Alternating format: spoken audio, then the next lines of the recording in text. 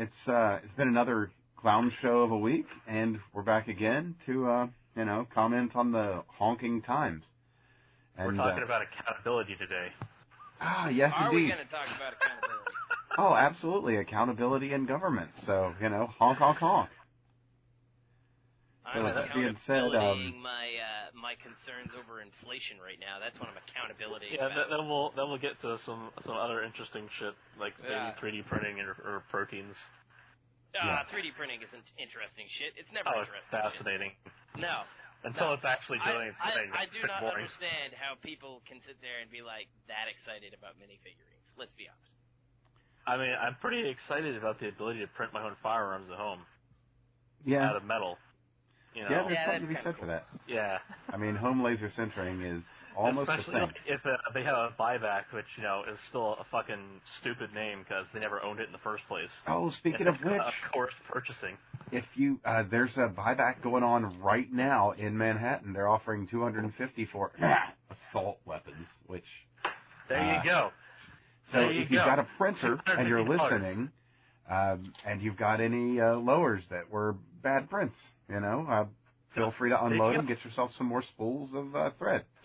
Get yourself a fucking nail and cut the end off of it and call it a firing pin. Print out a shitty lower and take it. Use like 1% infill, the bare minimum. Maybe $5 of plastic and go and sell that shit for $250. Yeah, absolutely. It's a good way really to get money off of the horrible people that we're about to talk about. Bad idea. Every single time they do this kind of shit with guns, you know what really irritates me? Like, so let's harken back to all this money that they've dumped on the friggin' economy, right? And they did stuff like $600 a week in unemployment checks to everybody, right? They did things like $2,000 per person, or $600 per person. That $15 minimum wage is going to be hilarious really soon. They have zero idea what people who are of the lower class make. Like, they really don't. So when they start sitting there and trying to assign numbers to things like gun buybacks, it's wildly out of line with everything. It costs like $1,000 for a fucking firearm. Nobody's gonna cash in a real gun for $250. That isn't gonna happen. Yeah, never mind the fact that people's lives are literally and figuratively in danger. Yep. Nobody's gonna go sit there and turn in their AR-15 for $250. Like... Not even one they've had for like 20 or 30 years. No. Nobody's going to do that because it's worth more than that. It's worth more than that. It's worth way more than that. Like, you're going to see a lot of four-wing shotguns. It's not a house. Shotguns. It doesn't drop. It's not a car. It doesn't drop half in value. Right. The moment you buy it. It's worth every dollar it is. When you sit there and you toss out $600 a week, that's a $50,000 a year income to people who, by the way, are mostly, making a fraction of that. And then all of a sudden you wonder why unemployment's ridiculously high. It's always this weird, like, they assign such strange values to the things that they're trying to accomplish. That $600 is on top of what they're already getting from unemployment. Yes. So at least in my state, it would have been roughly about $1,000 a week. Which is insane. Yeah, I would love to get $1,000 a week. To sit on your ass, amazing. To sit on my ass, yeah. I would, if my wife and I each got $1,000 a week to go sit there and go fuck off, we would basically sit there and close down our house, take the cats and the dog, and we'd go friggin' hike the AT for however many months we have to go do that for. It's insane. That'd be the Appalachian Trail for everybody who's listening. Ah, yes, that's right. Forgot. All 5 of you. Yeah. Could be up to 6 now. I haven't checked the numbers today. 6, yes. I will take it. That is an ego boost. Yeah, there we go. That's the key. We're up like 18%. Hell yes. It's just like penny stocks, man. They just go up. That's a 20% boost over the previous time. Hey, speaking of penny stocks, there's something called Dark Pulse. It's probably going to be something terrible to steal your civil liberties and everything, but it's about a penny right now, so might be something to keep an eye on.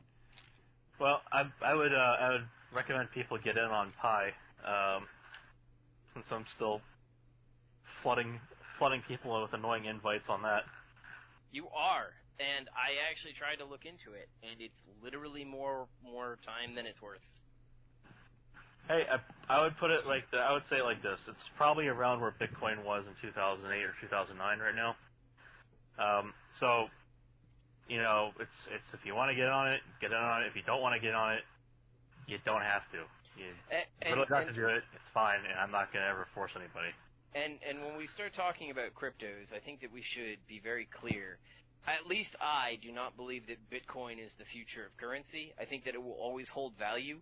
But one of the problems that Bitcoin has is that it has hardcore computational power limitations, which will make it very fundamentally inefficient. limited. It's fundamentally limited, probably even more than the coin supply is. So here's the thing, and there's a lot. So it's a Generation Zero concepts, and it was a showcase for blockchain, which was the real golden goose there, and that has continued to lay eggs. Right. So Ethereum was the next one, F2 coming out, where it switches from proof of work to proof of stake. Yep. That's exactly where things are going. Everything's becoming proof of stake. Yep. Much lower computational costs, much higher network interconnectivity requirements, but we already have that established because everybody and their fucking mother wants to get on these things. In fact, the major reason why the cost of transactions has been as high as it is and the power requirements of the network has been as low as it is, contrary to popular belief there, is because exchanges have been masking the significant overhead that would have been incurred by having everybody making their trades actually produce a transaction on the blockchain. Yep. Well, so what people may not understand is that when you bring your money to an exchange, the exchange doesn't actually exchange it. And we've talked a little bit about this with Robinhood and why Robinhood was so shitty. Yeah, a lot of times slightly different concept, but similar ideas right now. The actual exchange has very little money coming in and out in comparison to the amount that is traded. So what ends up happening on the exchange is they basically are able to take and reap these huge benefits in overall trades, and they'll typically charge price per trade or something like that. But it's a fraction of the cost of what it would take if you were to meet some dude on the street and then send him the equivalent amount of Bitcoin. Yeah. So the way it works essentially is they hang on to all the Bitcoin in their own private accounts, and some of them a lot of it's in cold storage, which is good. That prevents people from being able to hack things. But basically what will happen is the coins just kind of hang out, and they have a glorified Excel table with everybody's interests on it. Yep. And you're just swapping different columns on there for a while. Yep. So you want to pull your stuff back out. Yep. And most people who are getting into Bitcoin aren't really getting out of Bitcoin, and most people who are getting out of Bitcoin are not really getting, dollars. And so it's not really a reflecting huge what I was deal. talking about in terms of inflation before right now, with the M0 rise and the M1 rise. It's absorbing a huge amount of capital as the investment banks and such that kind of missed the initial ride are trying to push in quickly. And they have right now a lot of money to do it, and you can see it happening because Bitcoin never should have gone over $30,000 this time around, and it's up above 60. So I think that if you look, it's it above was 60. 62 at some point in the last day Really? or so. Yeah. Yeah, and so right now, if you look at the depth chart, people are expecting it to go up to 90, 100. Yeah, it's basically basically going entered up. It's entered the marketplace of it's a commodity now. Well, it's not. It's yeah. the same Well, it's reason not, that but I mean rich it's people functionally buy a art, commodity. right? Well, because there's all this capital to pour into these kind of investments right now with really low interest rates from the banks, because they're trying to generate new debt dollars out of all these premium dollars that have come out of M0 and M1. So if you thought inflation was bad recently, you haven't seen shit. It is bad. Oh, you haven't seen nothing yet. If we had we not inflated the currency so much last year to try and save the stock market from a Democrat-induced crash, if we can be honest there. Well, I mean, the thing is that had they not sat there and printed as much money, we would have had a natural recovery. But the reality is, right now we created a massive bubble. The point is of which that is 2008 level of fiscal crash is about to happen. And well, here's the thing: if you think that $15 minimum wage was necessary before, You could actually make a good argument for it now because it would be roughly on par with what you can expect at the end of this year for inflation. Oh, yeah. You are going to have so much money ripped from your savings account just from the devaluation of the dollar this decade. And that's kind of the thing. So we talked about this before. Put your money into hard physical assets or something equivalent to that, because scarcity is the only thing that holds value. And it's one of the reasons why. That's exactly what's happening with Bitcoin right now. And the reality is that's why rich people buy property, and that's why rich people buy art. Because those two things are fundamentally scarce, and because they're fundamentally scarce, it is a better investment, a better hedge against inflation than anything else on the market. Yeah. And as a matter of fact, I hadn't necessarily even planned to get into this, but it's a perfect segue to talk about non-fungible tokens. Which sure, yeah. I mean, what That's is it? the trading card. $6.6 million piece of art sold, 2 weeks ago. So the nice thing about an NFT, is they're digital tokens in the same way that a Bitcoin is. The difference is that they're non-fungible, meaning they're not one-to-one interchangeable. So the asset itself is guaranteed on a fungible backbone like Ethereum. The difference is that your account is associated with, so your private key, the key that you own and you use to do transactions, is associated with that ID, that token. So you're the only one who can determine where it goes, and you're the only one who can prove ownership of it using your private key, which means that it is fundamentally yours. So if there's a guarantor of some value to that, like say a piece of art or a piece of property or what have you, think of it as a piece of provenance. It's kind of like it's digital like provenance. It's like a digital certificate that says you own something. The thing is, you have to have something associated with that you own for it to have any value beyond it being just a number. Yeah, it's a tag in and of itself. So there has to be some other ecosystem that you're included in. So imagine if, for example, every piece of land property in the United States was associated with an NFT, and then if some guy came by and said, okay, let's exchange properties, or I'll buy your property from you. The end result of that contract would be, instead of just signing the contract and then the government accounting office of that registers these kind of affairs, saying that you own it, you'd have the ability to prove that you own it with the private key that you own, say, on your smartphone or what have you. You'd be able to just do it it's a decentralization mechanism. So, the thing that it boils down to, though, and this is the way I liken it to others, is that it's basically the digital trading card to the Bitcoin digital dollar. Yep. So marble cards is a perfect example of these. I have 200 odd of those, just because I was having fun with it when they started up, and I was like, this is kind of boring, and there's not really anybody building anything on top of this. So all you end up, and there's billions of them now. All you end up with at the end of the day is a few of these digital IDs, and you're just like, how many of these do I really care about? And by the way, the truth of the matter is, and I'm gonna put on my little libertarian hat here. Sure. Had we never gone away from the gold system, this would not be, none of these technologies would be necessary. But the reality is, if you expect us to be running off the dollar in the next 20 years, you're sadly mistaken. Because at the rate that they're printing money, and it's one thing to claim that it's a crisis that we have to deal with that is mostly created by blue states shutting down their entire economy and basically sitting there and... That's the local impact of it. That's just only the local impact of it. The long-term prognosis here is, you're absolutely spot on. Yeah. Yeah. The bottom line is that they've always been printing money. And this has always been a problem. And since 1968, we've been screwed on this, because that was when we went, okay, mixed standard. Then 1974 or whatever it was, we've said, okay, no standard. Yeah, having no standard on the money leads to fiat currency. Whether you support Austrian economics or Keynesian economics or whatever system you believe in, the bottom line is they haven't followed any fundamental principles regardless of your belief system. So Keynesianism, you're supposed to sit there and Keynesian, come on, man. Whatever, I don't give a shit. Tomato te retarded, right? If you're following that logic, during times of plenty, you're supposed to increase taxes and basically rein in all this stuff, and in times of scarcity, you're supposed to stimulate the economy. And You're supposed to flood out dollars like retards, yeah. The problem is that basically the Federal Reserve, since at least 2008, in particular in 2008, has basically been running a Coke party and decided that they had the power of Jesus to turn fucking nothing into dollars. And so they've been flooding the market, and then, Trump kind of continued the trend.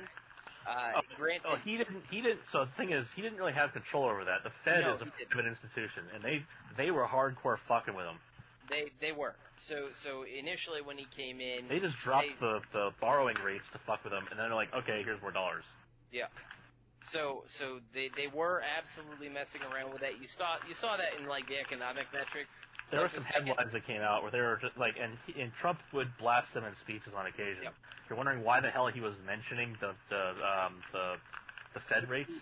It would be things like in January of 2017, right after he gets in, the Federal Reserve has a meeting and jacks interest rates, which is not something they did during the entire Obama presidency. It's also a classic trigger. They jack the interest rates, and once they jack the interest rates, the idea is the economy should plummet. So they were hoping that they were going to a recession. They would trigger a mini recession under Trump, such that it would look like Trump did a terrible job. But because Trump was actively cutting regulations and decreasing taxes, the end result was he was stimulating the economy at a huge rate, and the Federal Reserve had to sit there and balance everything anyways. Well, the funny thing is, they raised interest rates and the stock market went up. Yes. Which is the exact opposite of what they wanted. And the reason that happened was because he cut regulations such that companies were able to manufacture product and make capital. The extraction of resources from the environment is what actually makes the physical capital these debt dollars can buy. So if you don't have any capital to buy, then you can't make debt by purchasing them ahead of the ability to actually purchase them. Meaning you can't get these new debt dollars and the whole bubble and system is not sustained. When you start talking about the biggest thing that he did, and Craig and I have a disagreement here. Craig is sides with regulations. I sit with the taxes. Regulations are stupid on this, but they are. We both agree that regulations are retarded. But what caused the giant stimulus under Trump, in my view, was his. You get to basically deduct all of the capital that you build within all physical capital structures that you buy and build in the United States can be deducted on your taxes the same year. I don't think we're disagreeing here. I think that these are largely the same kind of feature of the economic boom that we had. You had the ability to generate more capital and products by having less regulations holding you back from doing so, and far less taxes. And then, consequently, because you have less taxes, and in combination with that, you have the ability to push more capital, the increase in interest rates on debts held was overcome by the new revenue that was generated. Basically beating the algorithm, if you like the term. Sure enough. Sort of, yes and no. I mean, at the end of the day, he wanted to create reinvestment, and he was basically... So the Democrats for the last 2 or 3 decades, and even Republicans for the most part, non-Trump Republicans, have been trying to transition our economy into a service economy. Well, we should say neocons. We're very largely a service economy at this point. So where we made most of our wealth over the last 100 years was as a goods economy or a manufacturing economy. We actually produced things. We sold those things that we produced to people who need them. We sold them internally. We sold them externally. We were net exporters of everything, and that was really what built our value up in this country. Yeah. What the Democrats capital in. What the Democrats did is they tried to switch us over to a service economy.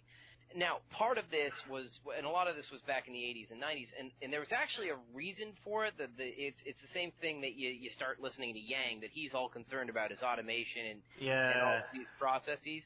So that the idea was that if we switched over to a service economy, instead of us actually producing goods and having the wages and the value of the country produced on produced goods, it would be based on exchange services. The problem with the service economy is that a service economy only works within your own internal borders because you're not going to be providing services external to the country.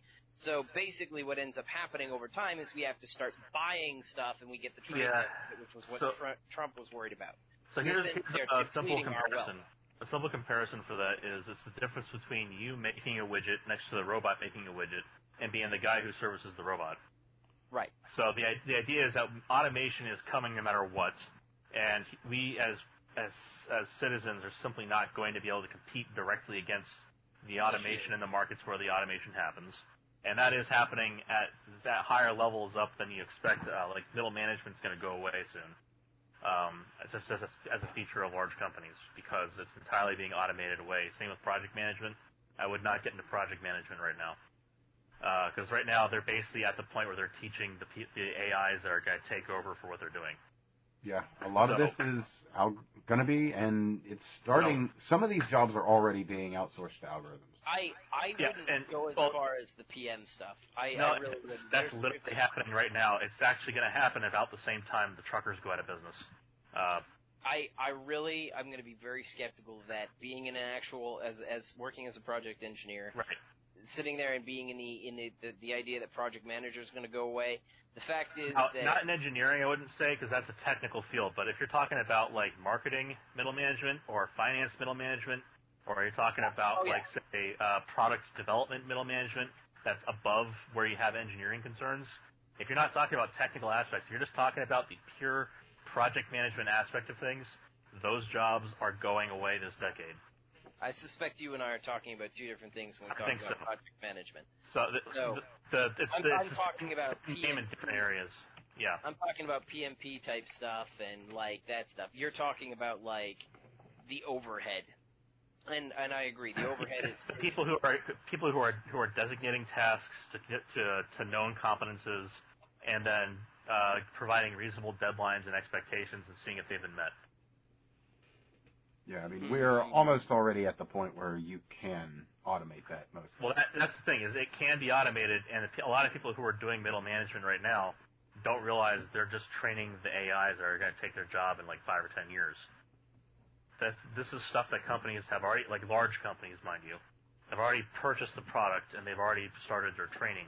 Well, and some as a matter of fact, if you look at people. Well, I should say, if you listen to talk radio these days, there's a number of advertisements for outsourced things like HR, middle management positions, and these are being... HR is a perfect example of one of those things that's going to be compressed. Yeah, and if we're being honest, that's probably not the worst thing in the world, because HR by itself has a huge potential for bias. So it depends on who's training the algorithm. That's the problem. Indeed, it does. In fact, this is the same thing that a lot of feminists and woke activists correctly do identify, immediately prior to inserting their own bullshit, is that the algorithms that we train on data, the data selected is biased, the training that we perform is biased. Now, not all biases are bad. If the optimal training is a bias, you want a certain outcome. But the outcomes that you produce are certainly influenced by the biases in the data that you use for training. And that's not necessarily a good thing when you start talking about these mechanisms for outsourcing using automated algorithms, because there's not a whole lot of wiggle room after you've done the training and you've excluded the people who are generating training data. You now have an in-place system that is fixed, more or less. You can tweak it a little bit with the online algorithms that are out there, online training, but a lot of online training is not optimal and usually is going to generate poorer results in the long term. Oh, I don't know. I aced my diversity thing for the last school stuff I had to do. I'm sure you did. Made sure I was consistent from beginning to end.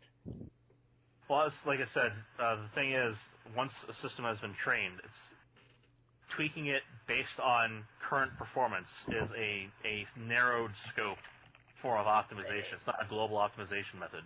I mean, the truth of the matter is when we start talking about, but going back to the original thing, right? Yeah. So we've been trying to sit there and switch over. The Democrats thought that if we switched over to a service economy, that basically people would have jobs.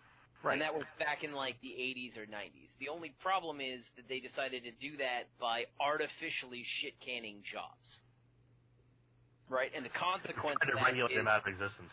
Yeah, so the consequence of that is was that we basically outsourced all of the things that we still needed to have made to countries like China and all of these other places, many of which are hostile to the United States to begin with. Right?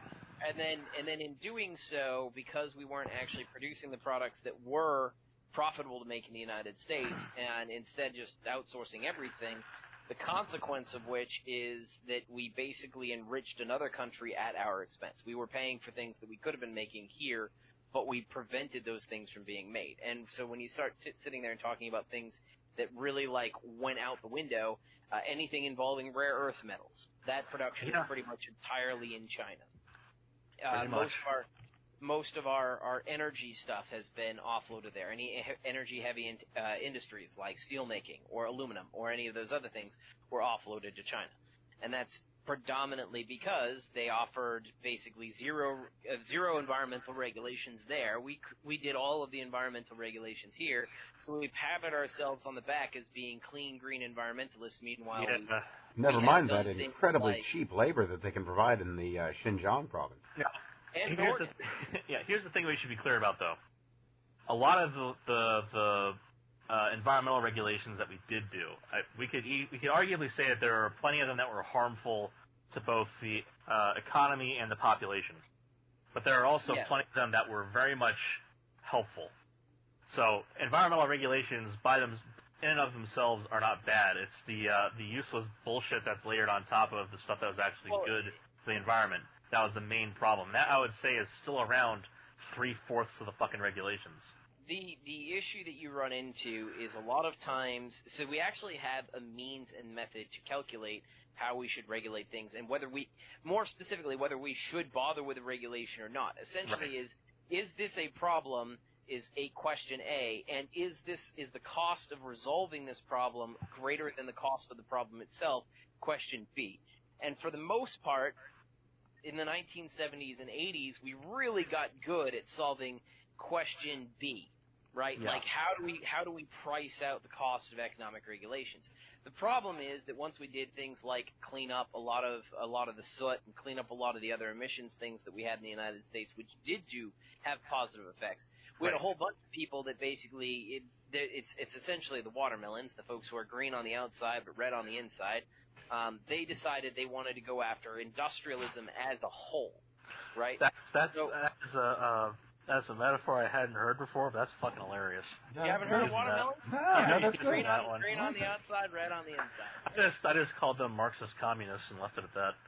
So basically what ended up happening was they decided they were going to go after industry as a whole. And in order to go after industry as a whole, it's very easy to target whatever specific product they have, and they'd go like onesie-twosie through all these product chains and eliminate a process, right? And there's a lot of processes that are shared, that are common shared goods and things like that. So even though we know how to perform a basic cost-benefit analysis, whether it's worth a regulation or not, what they started doing was they started whipping up they started fever campaigns, I'll call them, PR campaigns against specific processes. Yeah. And the consequence of that is that you would get Congress to take action that was not within that cost-benefit analysis. I talk a lot about climate, and we all kind of bitch about climate, but that's one of those targets. But probably the first one was the acid rain crisis. Oh, God, acid rain was such a fucking bullshit thing. Oh, yeah, we don't hear about that at all anymore. The entirety of my education in the fucking 90s, I was hearing about acid rain. That died off mid-2000s. So at high school, there was no talk of acid rain. All gone. There's two reasons for that. Basically, what ended up happening was there was a handful of studies. They did the same thing they're doing with climate. They had a handful of studies come out that said acid rain is really bad. It's lowered the pH here. It's altered the pH of the soil. Blah blah blah. And they did it. The time fall has come. Look out for the Death Stranding, basically. Right. So and actually, if you want to go back before this, the very first time would have been Silent Spring and Rachel Carson. But okay, so yeah, the old DDT, right? The DDT is the first time they used this tactic. And by the way, that if you go through the environmental movement, they will honestly say that the campaign against DDT is the blueprint for how they run environmental movements. Now the thing is, though, they did actually. So it was affecting birds. It was definitely affecting bird populations. There were alternative ways that they could have done things, though. So there are ways of just outright banning it, because it's clearly been a problem with the way we've continued to evolve our insecticides. If you look at the way bees are dying off. So if we start talking about DDT did not have a significant impact on bird populations. Specific bird populations. There are specific bird populations which can be affected by DDT. Right. But the dose rates that you have to get into their food supply and into their food chain are so high that it basically doesn't happen outside of drainage ditches on farms. So, a corollary for this. The same reason why absinthe was banned in France, and which is what directly led to prohibition in the United States, was because they had a bad year, and then they took a bunch of rats, and they force-fed them a fuck ton of Thujone. They had seizures, and they said, aha, absinthe is what causes seizures. It wasn't all the alcohol they were drinking, it was the fucking Thujone. In the case of Silent Spring, it was a little bit different.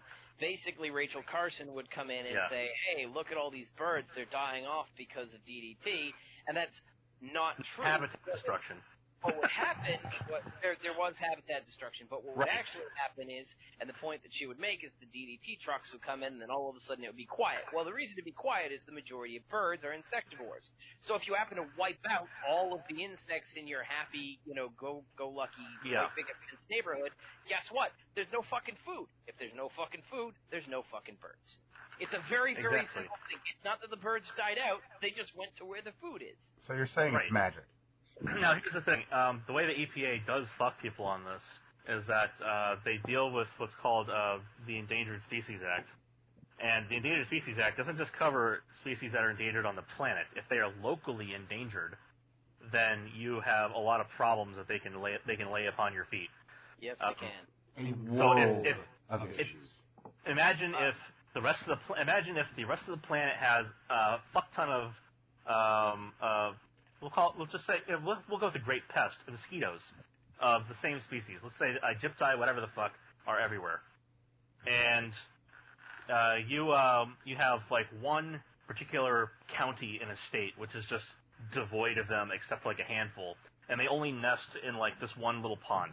And you happen to have some pond front property, and you want to develop on it. But part of that development is going to involve putting up, like, say, a barrier wall along the edge of your property on the pond. The EPA could come in and say, because there are endangered species and you'd be destroying their nesting habitat, even though the rest of the planet has plenty of these fuckers, they can say you cannot build there because there's an endangered species that you'd be disturbing. So what That's one of those regulations that I find to be abhorrent. There is, if anybody's curious and has not seen the show, please check out Penn and Teller's Bullshit. Yeah, they did the Scrub Jay. They did this for the Scrub Jay, and it was the red-suited tellers. And they actually provided the exact example, and they showed the impact on people. So if you're really curious, go watch Penn and Teller's Bullshit. That was a much better illustration. It was actually pretty funny. So I highly recommend that if you're curious on digging into that. But we got better about this with kind of fending off the environmentalists and sitting there and doing cost-benefit analysis in the 1960s and 70s because all these watermelons were coming out and trying to basically trash the American capitalist system. So we basically found a way to fight back at them. They say, hey, yeah, that's stupid. Yeah, that's okay. Hey, this is dumb. Yeah, that's dumb. And then we got into the acid rain crisis. And the reason the acid rain crisis was a crisis was like 2 or 3 studies that came out and said, oh my God, this is a crisis. Well, then they put together a commission back in like 1991 or 1992 to go actually take a look at it.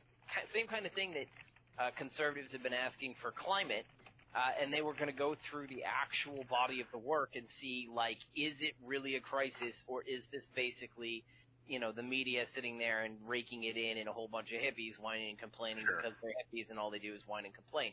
And what they found is that realistically, if we had sulfur production maintained at the worst case scenario from the worst plant in one location, and that was applied to all coal plants everywhere, sometime in the next 3,000 years, we might drop as much as a pH unit in the soil or somewhere else.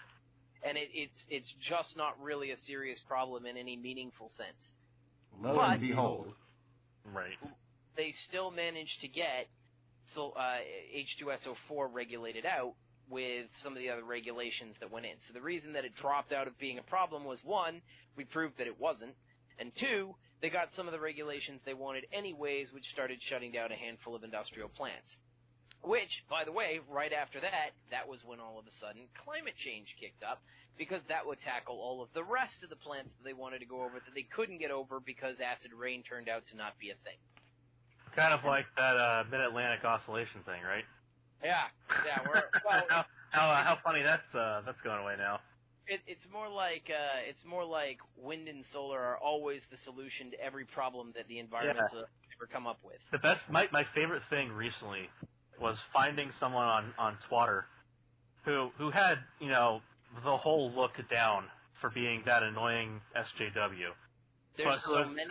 But who was oddly enough vocally advocating for nuclear.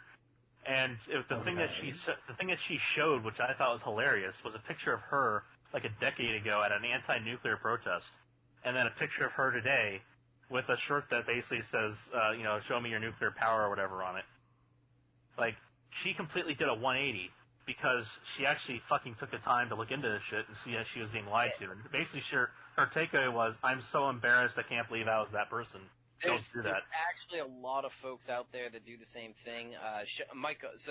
So Scott Adams sits there and he promoted two folks on nuclear. One was Schellenberger and one was Schneider. I'm not a huge fan of Schneider because Schneider sits there and spends an overwhelming amount of time doing nothing but PR. Plus, he thinks I'm a prick.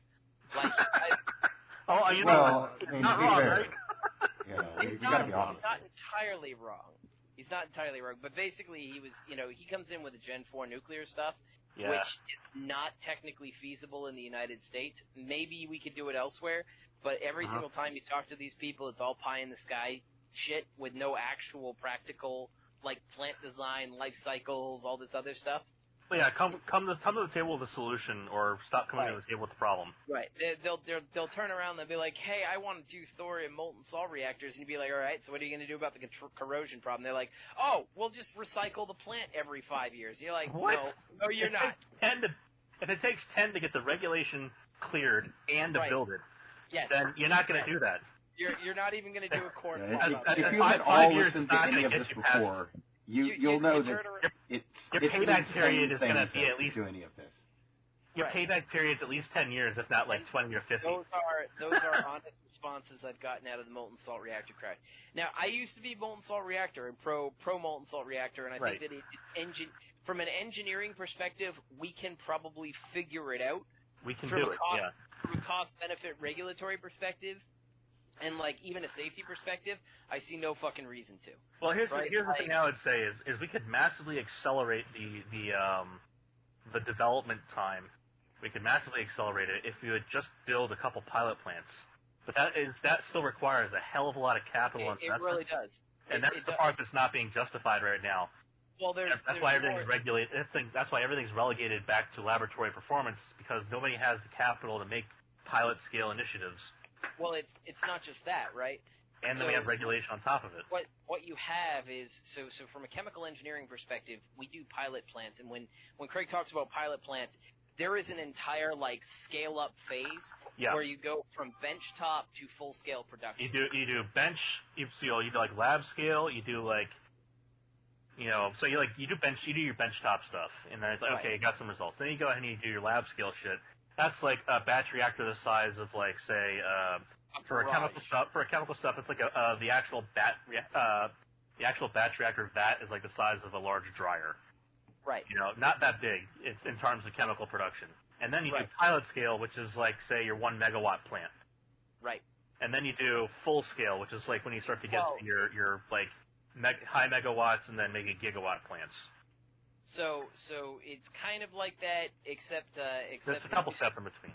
There's a couple steps in between, but typically you go from like your liter to your 1,000 liter to your million liter to your billion liter kind of thing. Yeah. Right. And that's the kind of like add a few zeros each time. Yeah, exactly. You either increase the scale by 10 or 100. And the reason that you do those kind of slow scale-up processes is because there's a lot of complications that come in. There's emergent phenomena that come in with your process. Yeah, like a maldistribution on a tray, for example, in a distillation column. And the bench scale stuff, everything is going to be perfectly well mixed on a tray. There's no issue. Because it's so small, there's no, like, wonky physics that happen. Yeah, in the you don't get, like, a cold spot somewhere in the middle of a 12 square meter tray. Or to put this in maybe something that's a little bit more relatable, if you're melting a large amount of metal, you're going to have spots that are going to be differently heated than if you're just using one ingot of iron. Or as another example, it's the difference between cooking a chicken for your dinner and cooking a turkey for Thanksgiving. Right? Sure. Yeah, like exactly. Exactly. If you pull that frozen chicken out, that sucker's going to be ready to go in 4 hours or less. You pull that frozen turkey out, you got 3 days to thaw. Now, here's another thought on top of that. One of the major reasons why you also do scale up, so especially as slow as it goes, considering that after you get to a certain point, you're like, okay, we could just build a production facility. No, we have this pilot plant first. The major reason is that a 1 liter explosion is a hell of a lot smaller than a 1,000,000 liter explosion. Right. If you have a disaster at bench scale or lab scale or even pilot scale, you are talking about a much smaller number of people involved and a much smaller amount of damage that can be done. And when we start talking about nuclear plants are denied that pilot scale plant. Right. You aren't allowed to go, you can build your benchtop, you can build your lab scale, but you can't go between lab scale and full production with anything else in between. And that's the biggest problem that they have. I think the NRC limits you to about 2 megawatts. Yeah. And to give you an idea, the small size full-scale nuclear reactor is about 1,500 megawatts. So there's literally a factor of 1,000 difference between what you're able to build in a lab and what you have to put into full-scale production. And when you actually go up to it, it goes up to like 8,000 megawatts or something ridiculous like that, which would be, 4,000 times that, and you got a lot of problems in between. So and I think that there's even further limitations on non-light water reactors. Well, if you're not doing it for power production, you have certain limitations that are removed, but as soon as you start involving the grid in any sense, immediately they clamp down on you. And that's a separate thing. So, and you have to be able to dissipate this power in order to actually ramp up production and do tests. You can't just sit there and run a space heater out in the middle of nowhere. Right. You need to sit there and have a way to generate the energy, dispose of the energy, and all the other stuff. And so there's potential value in that, but that's one of the reasons why we can't get there. The other reason why I'm kind of negative on your Gen 4 plants, and this is basically they are hazardous. While they are inherently safe from a physics explosion perspective, they are inherently hazardous from every other perspective. Well, for example, if you do have corrosion inside your pipeline system, and for some reason you get an imbalance in the content of a molten fluoride system, you can generate fluorine gas. Fluorine gas is a stupidly scary material to work with. Or just talk about your standard. Just from the downstream stuff that it can make in air. It doesn't have to be fluorine gas to kill you. It can actually be air. Even dive into, even though we're talking about low pressures, right? Sure. It doesn't take a light water reactor currently operates at high pressure, and people go, oh, the pressure is a hazard. Yeah, well, that's why there's a dome and a fuck ton of metal. I'd rather I'd rather do a rupture disk and have it sit there and vent through HEPAs. I think that there are ways that we could do this at a lower cost for plant design and still have it be just as safe. Right, like I'm not really concerned about some tritium getting out there. I'm really not. Oh, tritium dissipates so quickly, and it's already so abundant generally. Exactly. So really, realistically, if we had a failure, you'd die from asphyxiation before you'd die from radiation from tritium, generally speaking. If there was an actual failure, I would have that pressure dome be rated to a fraction of what it is.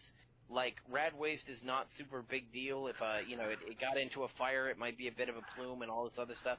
But I'd rather have a much smaller concrete dome structure, have a couple rupture discs, and if everything goes to shit on the plant, which, by the way, takes, like, weeks now with current designs for your Gen 3 Plus stuff. Well, look at the way Fukushima ended up having problems, and look how long it took them to get to the disaster state they got to. It was like 2 weeks. And, by the way, that's a Gen 2. right? So you start going into your Gen 3s and your Gen 3 pluses, like your Right. AP1000s, and you have like 2 or 3 weeks to respond to the thing and get some water in it, right? Like we can drive trucks or trains of water to the plant and put it into a gravity-fed system and basically prevent the entire thing from happening. So it's not the same level of crisis. But what ends up happening when we start talking about like your 4th gen plants, when I say they're inherently hazardous, you're talking about liquid fuel in a molten salt which is running around 1,000 degrees. It has to be pumped. It has to be pumped. There's going to be pressure in that thing. It doesn't require massive pressures like it does to run, pressurized water reactors. But that stuff sprays out in a hallway, and you are going to have a massive, massive hazard, right? Yeah. Let's say you spray molten fuel, like 900-degree molten fuel into a cavity. And here's the thing, like, it's going to be, quote, dilute, fine. But it's also going to be still going to be molten fuel. And at some point, it's going to have to become concentrated or hot enough to reach some form of criticality to generate power. So it's going to be a minimum concentration, which is hazardous. When you start talking about the molten salts, they're at like 900 C, right? So you get a small rupture, and that thing is going to coat the inside walls of something. It's going to be super high rad. Yeah. If you're dealing with like half a curie of plutonium, it's only a handful of grams, right? Like that's half a curie, right? Half a curie is very bad. And keep in mind, it's dense stuff, so a handful of grams is very little. Right. This is like you're going to basically create a high airborne event somewhere in that plant all the time. So you're still going to have all of the pressure structures and all these other things. So by the time you get into the molten salt reactors, the reason I say, hey, yeah, I don't think this is going to work is they are inherently hazardous for other reasons. Like NAC will actually just light on fire as it runs. NAC is an extremely fun material to work with. Yeah, don't spray water. And when I say fun, I mean I never want to work with it ever again in my life. So this is the problem, especially at quantity size. With these Gen 4s, yes, they can't explode, but their day-to-day operations are like the kinds of things that will wipe the plant out, and you basically create a disaster zone almost. So molten sodium is not as bad. Molten sodium is scary, but at least like at some point it freezes at a reasonable scale, and it doesn't have fucking potassium in it, which loves to explode. But I mean, even then, like you'd basically, if you needed to go clean, if a pipe ruptures with your molten sodium, you're still going to need to inert the environment. That means your hazmat crew, your guys are not going to be in there. Yeah, argon in there or whatever, and Right. Now you're putting people in there in SCBAs instead of standard respirators. Now, here's the thing: if I had any kind of high heat environment like that, where there was a potential for a fire, the first thing that you would have to do is put people in with SCBAs anyway. So that part is I wouldn't say it's a non-starter, but like it's not as big of a difference as you might suspect it could be. I mean, if a light water reactor has a leak, you have to put some guys in respirators. Yeah. Right. Like it's going to be, even if it comes out at 400 degrees, you can give it a couple hours to cool, and it's not going to be a crisis. Right. And I'll put a link in here too, by the way, for everybody. It's Cody's Lab, and it's a really good video on NAC. So.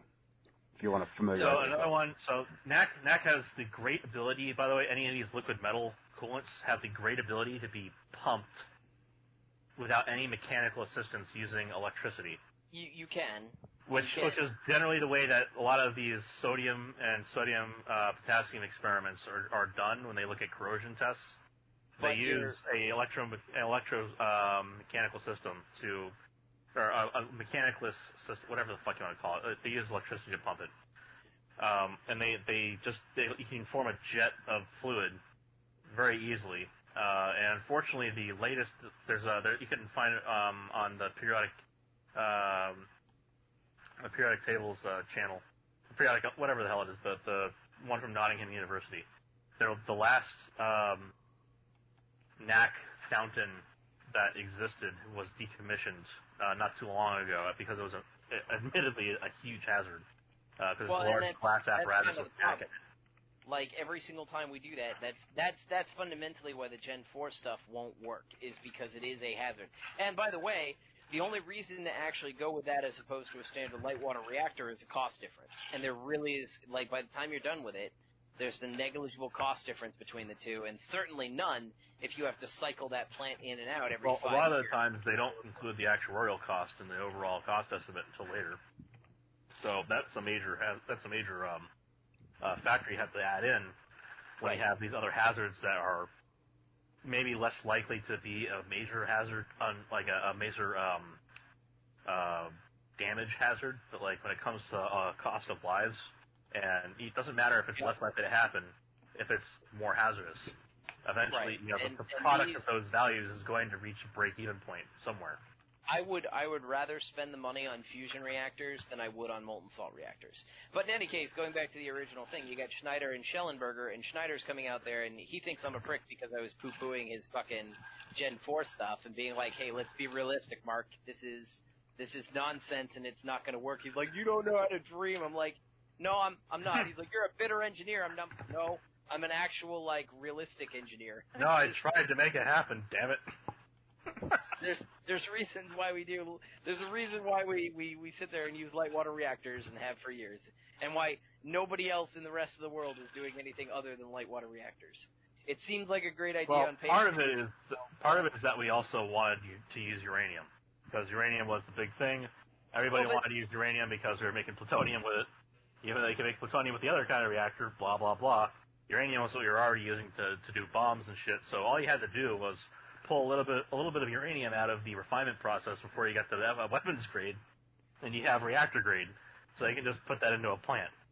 Like, well, and to be clear, we streamlined making weapons grade uranium and plutonium to do war, and then out of that came the uranium-based nuclear industry.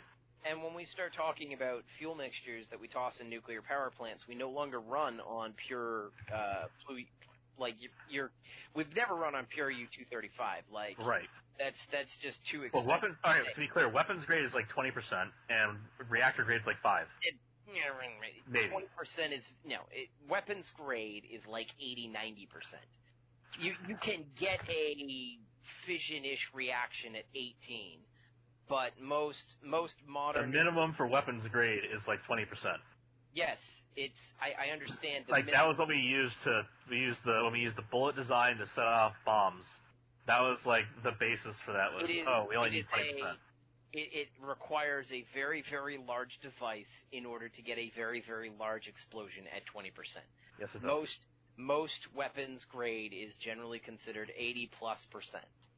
20% is possible, yes, but we consider. Well, we're also talking Gen 1 stuff versus completely modern technology here. The point is, so we know that 20% is kind of the base minimum because we use that, right? And we want a war with that. It's 18% is the actual minimum, but at the same time, you have to get really big devices. Yeah, and it's not very efficient. And it's very dirty. There's a whole lot of problems, and it's very dirty. Yeah. Most modern nukes, like when you start talking TAC nukes... Anything past World War II is going to be a much higher percentage. It's like 80-90%, and that's because we get a really great fission chain reaction. They're very dangerous things, but great fission chain reaction. In any case, most nuclear reactors are like 1%, and we actually we end up using thorium, and we use a lot of these other nuclides in the mixture, because when we do these things, we get a lot of our U-238 will get converted to plutonium-239, and we'll get some thorium converted to U-233, and so we get longer fuel cycles if we put in all of these other nuclides that we want to use anyways in the molten salt reactors. Well, here's another thing that would come out of, like, not even just worrying about the molten salt part of things, but if you use thorium as a basis fuel, which is what things are moving towards, generally speaking, especially the way India is developing their thorium industry,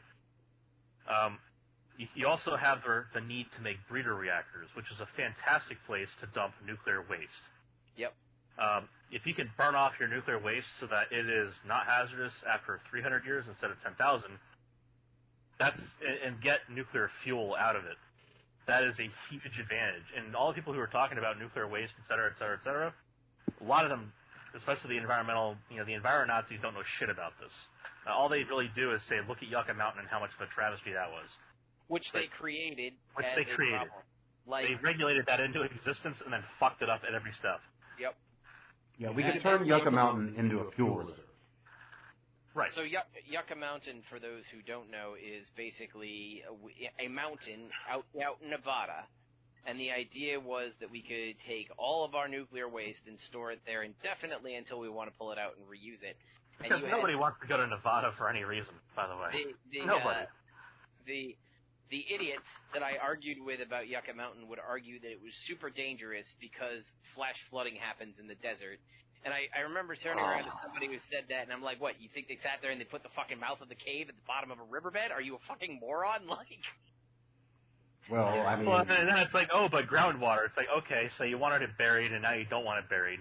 Well, I mean... And we're going to put it in these containers which have, like, extra layers of protection because, A, you wanted that, and then, B, it was necessary. Only for, like, the first couple layers necessary. After that, like, okay, 10,000 years, nothing's getting through any of this. But you're still complaining about groundwater. And the reason that they chose the Yucca Mountain site was specifically because the substrate and the rock in the area doesn't really have any groundwater. It's not very permeable either. It's a desert, and B, it's like basalt rock. It just doesn't. There's no groundwater in it. Like, you can build as deep as you want to go, and there's still no groundwater. But that's basically an ideal location. It really was. So we start talking about these people who are like anti-nuclear who've changed. I mean, it's great that they do that. The problem is that we have a whole bunch of people who are trying to sell them on reactors that I don't see any feasible way for them to exist. And that's like what Schneider is doing. Schellenberger, on the other hand, is coming at it from the more like rational perspective. But that's when we start going into it, like cost-benefit analysis, that's we had it figured out, and there's always a crisis, and there's always a watermelon behind those crises. Whether it's Yucca Mountain, PM 2.5, which really pisses me off, acid rain, DDT, all the rest of them, it's a massive overreaction. And we are moving further and further away from that, which is why Trump cutting those regs was very beneficial to the economy. Well, don't worry, they'll be back. I mean, they are. They're always there. They're trying to, they're the humans are the virus people. Yeah, they have an agenda, and it's decidedly inhuman. Funny enough. And oftentimes racist, it's a real too. fucking huge joke. Hilarious, cosmic even. Certainly is. Oh, speaking of jokes, we were talking about something before we even got started on this, and that's Cuomo. You were wanting to say a couple words about him and his situation. He's now experiencing what people have been calling accountability. Well, so what was really funny is that I hopped on Twitter. So I don't, I know that we're trying to put our like SIGs on there. I am slowly but surely disentangling myself from social media because I'm sick and tired of it. But I saw this brilliant individual tweet out something about the 500,000 deaths and Trump and how Biden's taking accountability. And my response to him was like, all right, now do Cuomo or something like that. Because, we've talked about it on this show. The 500,000 deaths is a good thing. And it's not a good thing. Mostly bullshit. Nobody wanted 500,000 people to die. Nobody wants 500,000 people to die. But it's the minimum estimate was 2 million. No, it was higher than that. The original numbers associated with COVID that were published in February were like 7 million people in the United States would die if we did nothing. 2 million people would die if we did everything. And somehow we're at 500,000. So now the lowest estimate, and this is in the revision, the lowest estimate that you get if you did something was like 200,000. So we're not beating the curve there, but we still did pretty fucking well. And by the way, the revision to the estimate largely came around because the guy was facing a ton of social pressure, predominantly because he was sneaking out to bang another dude's wife. Right? There was that little mundane fucking... No, wait, I think we're talking about the same guy here. This is the one who went out, had COVID, banged his mistress, gave her COVID, and then tried to play it off in the media as if he didn't do anything wrong. Yeah, and he was the one who was saying that he's a prick. And we need to do lockdowns, Yeah, that guy's a fucking... The best part is, we need lockdowns while I go bang my mistress, infect her because I'm an asymptomatic carrier. What a clown. In any case, the bottom line was they were all predicting that we were going to have 7 million deaths in the U.S., 2 million if we took, like, super hardcore lockdown restrictions, and Trump managed to get 500,000 out of it. Now, and by the way, those numbers are grossly inflated for a lot of the different reasons that we've previously talked about on the show. Yeah, I mean, there's any number of familiar stories. Everybody should be familiar, at least with the guy who was found dead of a car wreck that, you know, he's got COVID comorbidities that probably led him to wreck the car. Now, here's the thing that should be mentioned again, because I'd push back on this because it's important. It's the way that it's portrayed is the major issue here. The way that it is written down is not, because every cause of death or any factor that is present on post-mortem is going to be recorded.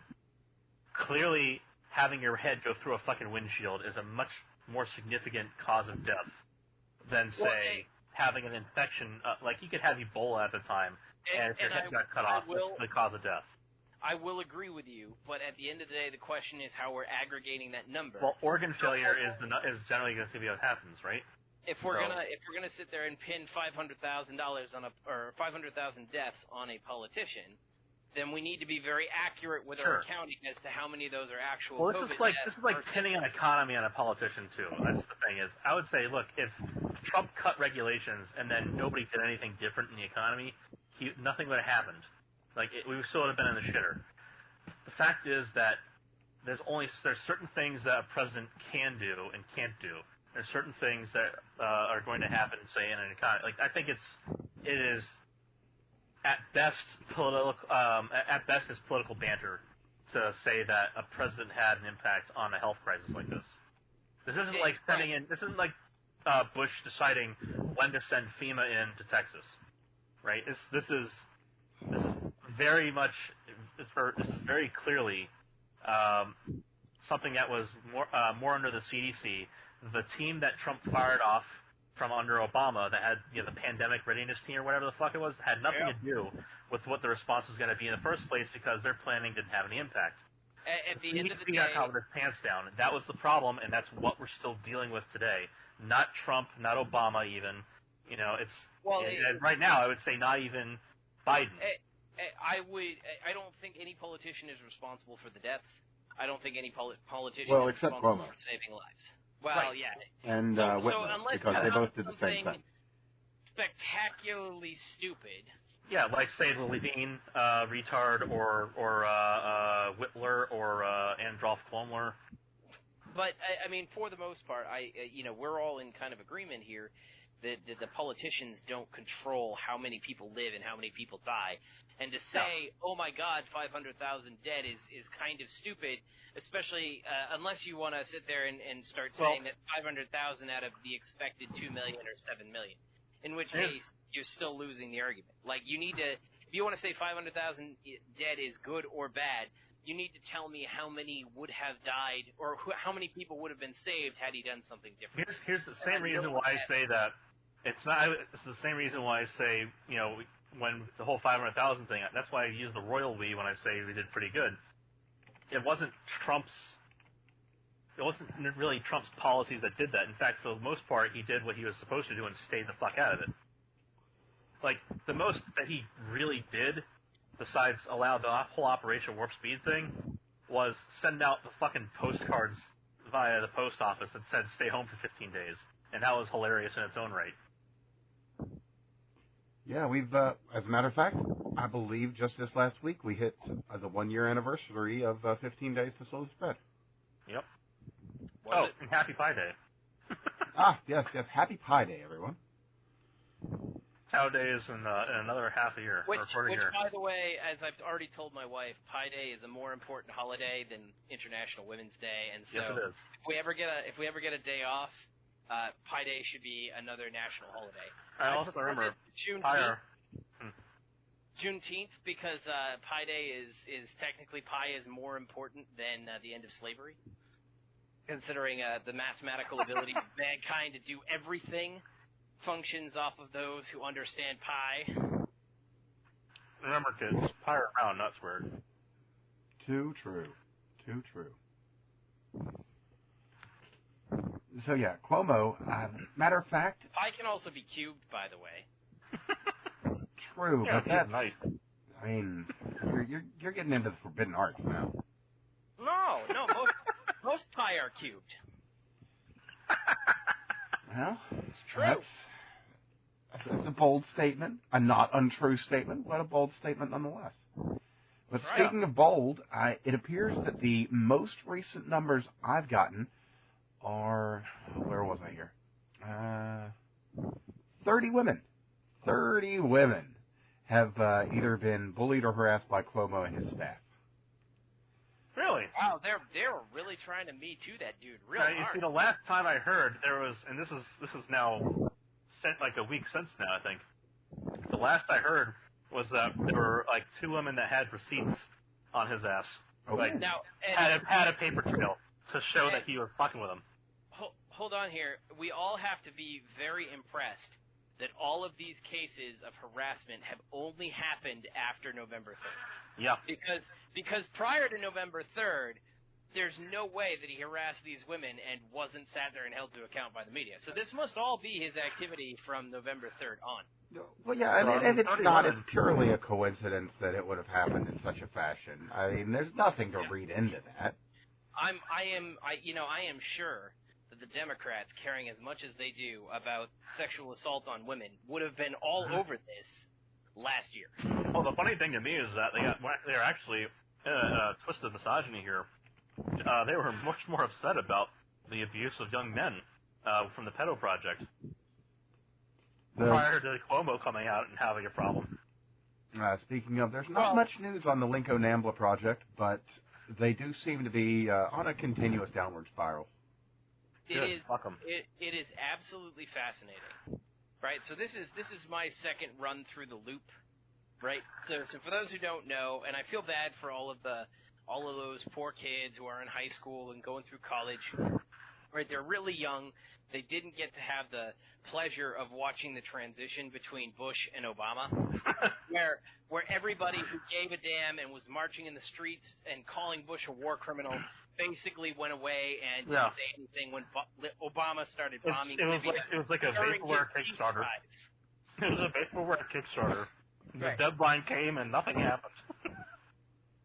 So I feel bad for all of these people because they probably just watched this whole thing with Trump and thought that people actually hated him for a real reason. When the truth they thought it wasn't just media narrative, isn't it? Isn't that adorable? Right, isn't that, like, I kind of feel bad for these people. If you ever have a chance, go and look at the Twitter account, and I'm making it a point right now to retweet every fucking thing they post because I find it so goddamn funny. Go and find the Twitter account Biden L's. We mentioned that the last time, actually, and you absolutely should. It's great stuff. I'm sorry if you ever get upset with me for dumping retweets of them, but I fucking find them so funny. I am just so amazed that all of those people who put their hopes and dreams in the Democratic Party this last election are getting, like, so upset that they did the same thing that they did when Obama got elected and made all of their politically inconvenient allies go away. I mean, hey, does anybody remember Al Franken? Yeah. No, they don't. I'm sure I've never heard of such a name. Well, I mean, you go back to the Obama years, right? Again, it was all of those peaceniks that were really concerned about war. They went away. All of the first thing I looked at, this wing of the Democratic Party disappeared. First Biden L's tweet I'm looking at the retweet today. Debt collectors able to see stimulus checks. By the way, they forgot to put that little provision into this latest bill. But they remembered to put in $1.5 trillion of other shit. Oh, and I do need to make a quick addendum to last week's statement on that. Looking at everything, like all together, with considering the stimulus money to be actual COVID aid, we're looking at something like 20% of the whole thing. It's not actually 7 or 9%. So it is a little better, but that also means that I think is like the stimulus part. That does mean there's over $1 trillion that's going to non-COVID related issues. Either way. Yeah. Yep. Well, that's par for the course. And again, going back to what we started with, welcome to your dollar becoming worthless. Congratulations, everybody. I think we did it. We did it. We have entered the territory of Venezuela, and it's okay because only some of us have the skills to survive in the coming So be on the lookout for my art on the blockchain. It'll be coming up available shortly. I'm actually not joking. I'm working on some pieces. Nice. What are you going to go to the service, or are you going to make your own contract on Ethereum?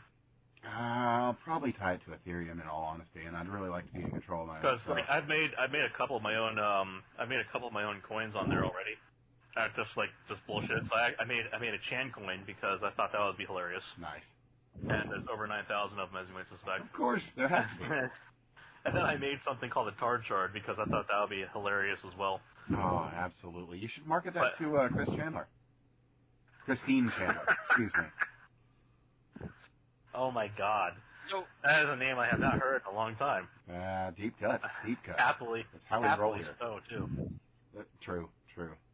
I am just, it's going to be so much fun watching Elon Musk sit there and pump and dump all these coins.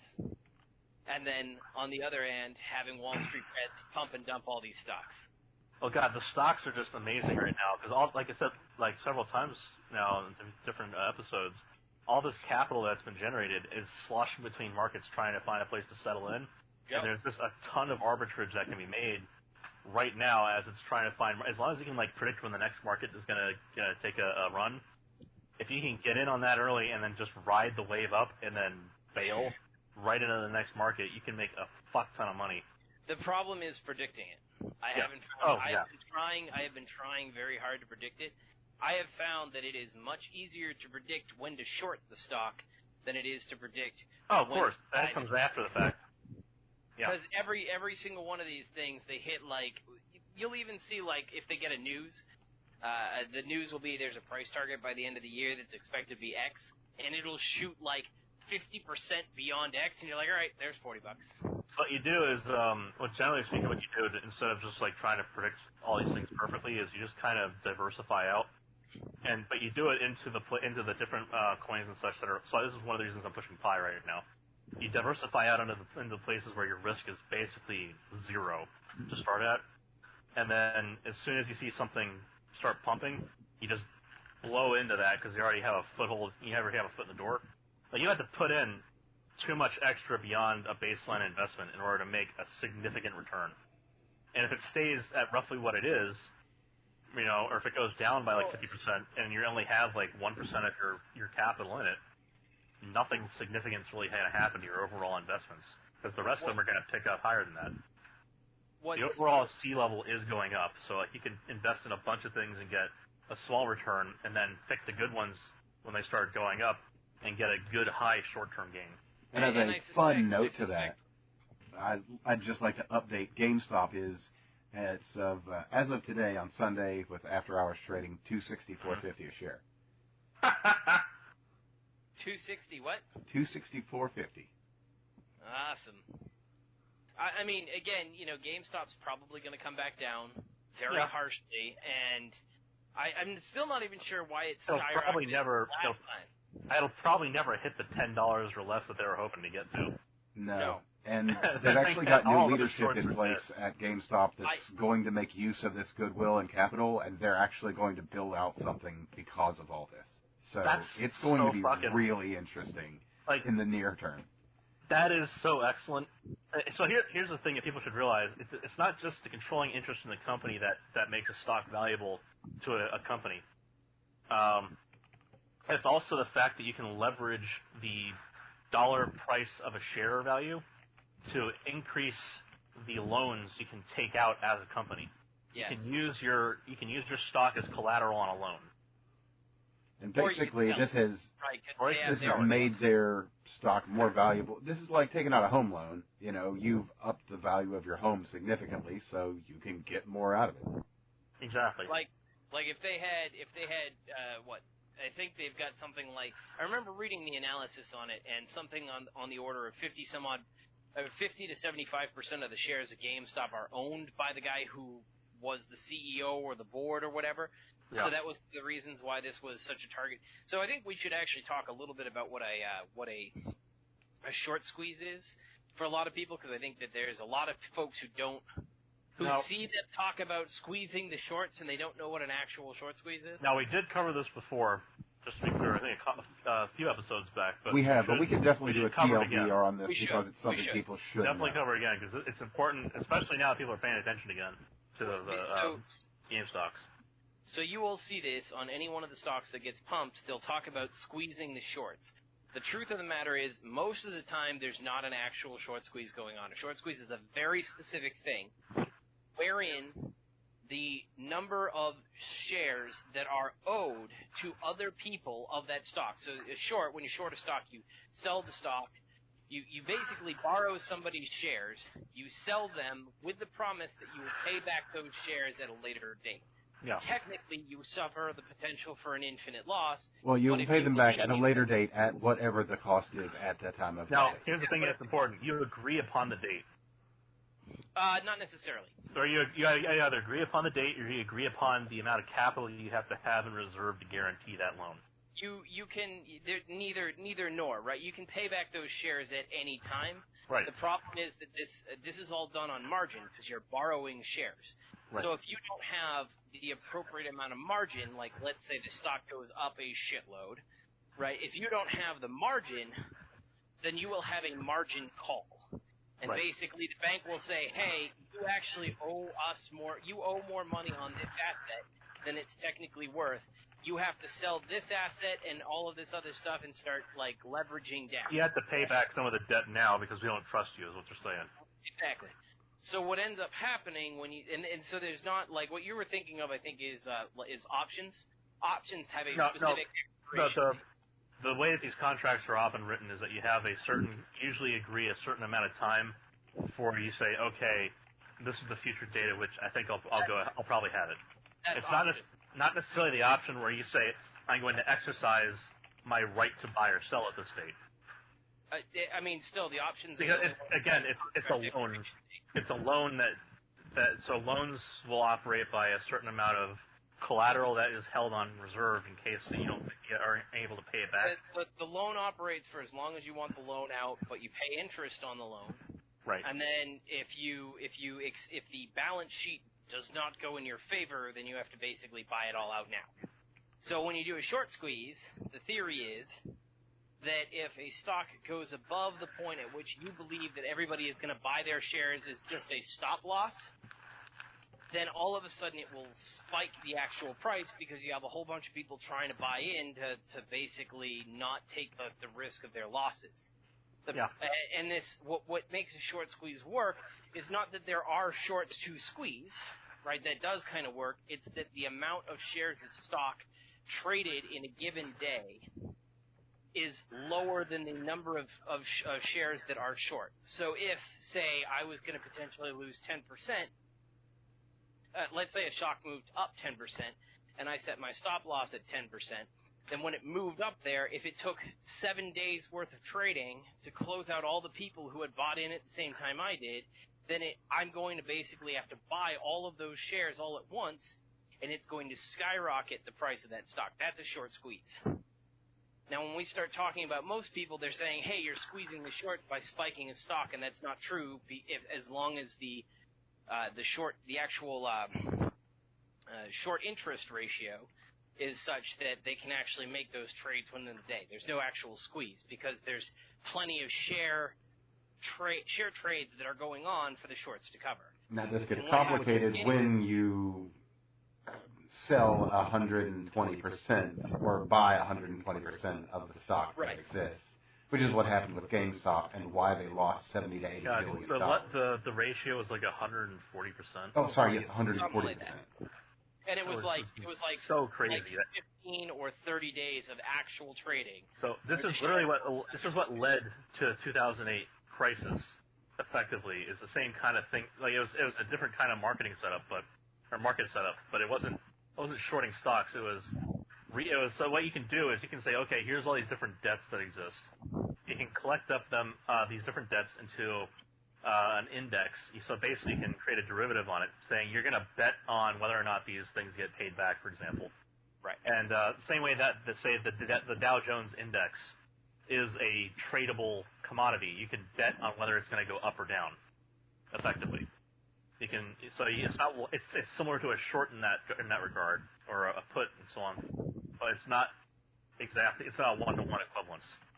Same principle though. You bet on where it's going to go up or down, and then you say, okay, we'll see how it goes after this much time.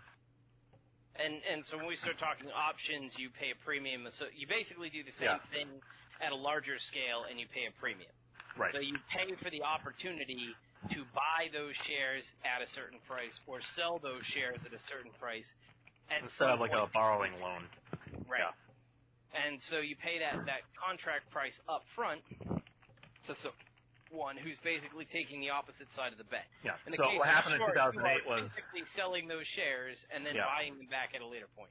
So what happened kind of in 2008 was there was multiple layers of these derivatives that were built on top of this housing debt. And the main problem was that they were so massively over-leveraged, and the toxicity of the assets underneath them was being hidden by these multiple layers, these multiple bubbles that were grown off each other. And so a short, like what's going on with GameStop, is a very small-scale example of that kind of problem. So to go into a little bit more depth, back in the 1990s, to try to facilitate reparations, we did the Community Reinvestment Act, and the Community Reinvestment Act basically forced bankers to provide loans to low-income families. And so predatory loans, I would say too. Some of them were, some of them weren't. Well, the fact they're being forced to provide loans to families that they knew they could not repay. And we could call them predatory. I call that predatory behavior. At the end of the day, the government literally said that if you don't provide these loans, you will not be able to borrow money, kind of thing. Right. So the government had a stick in, and there was no actual incentive for them to do this. But we basically created a whole bunch of loans that, like Craig said, people couldn't repay. Yeah. So some of them made their own carrot to go with the stick. They tried, but there's no real carrot. Like if we didn't no, have this was CRA, all bad. these loans wouldn't have been originated. It was a plastic carrot.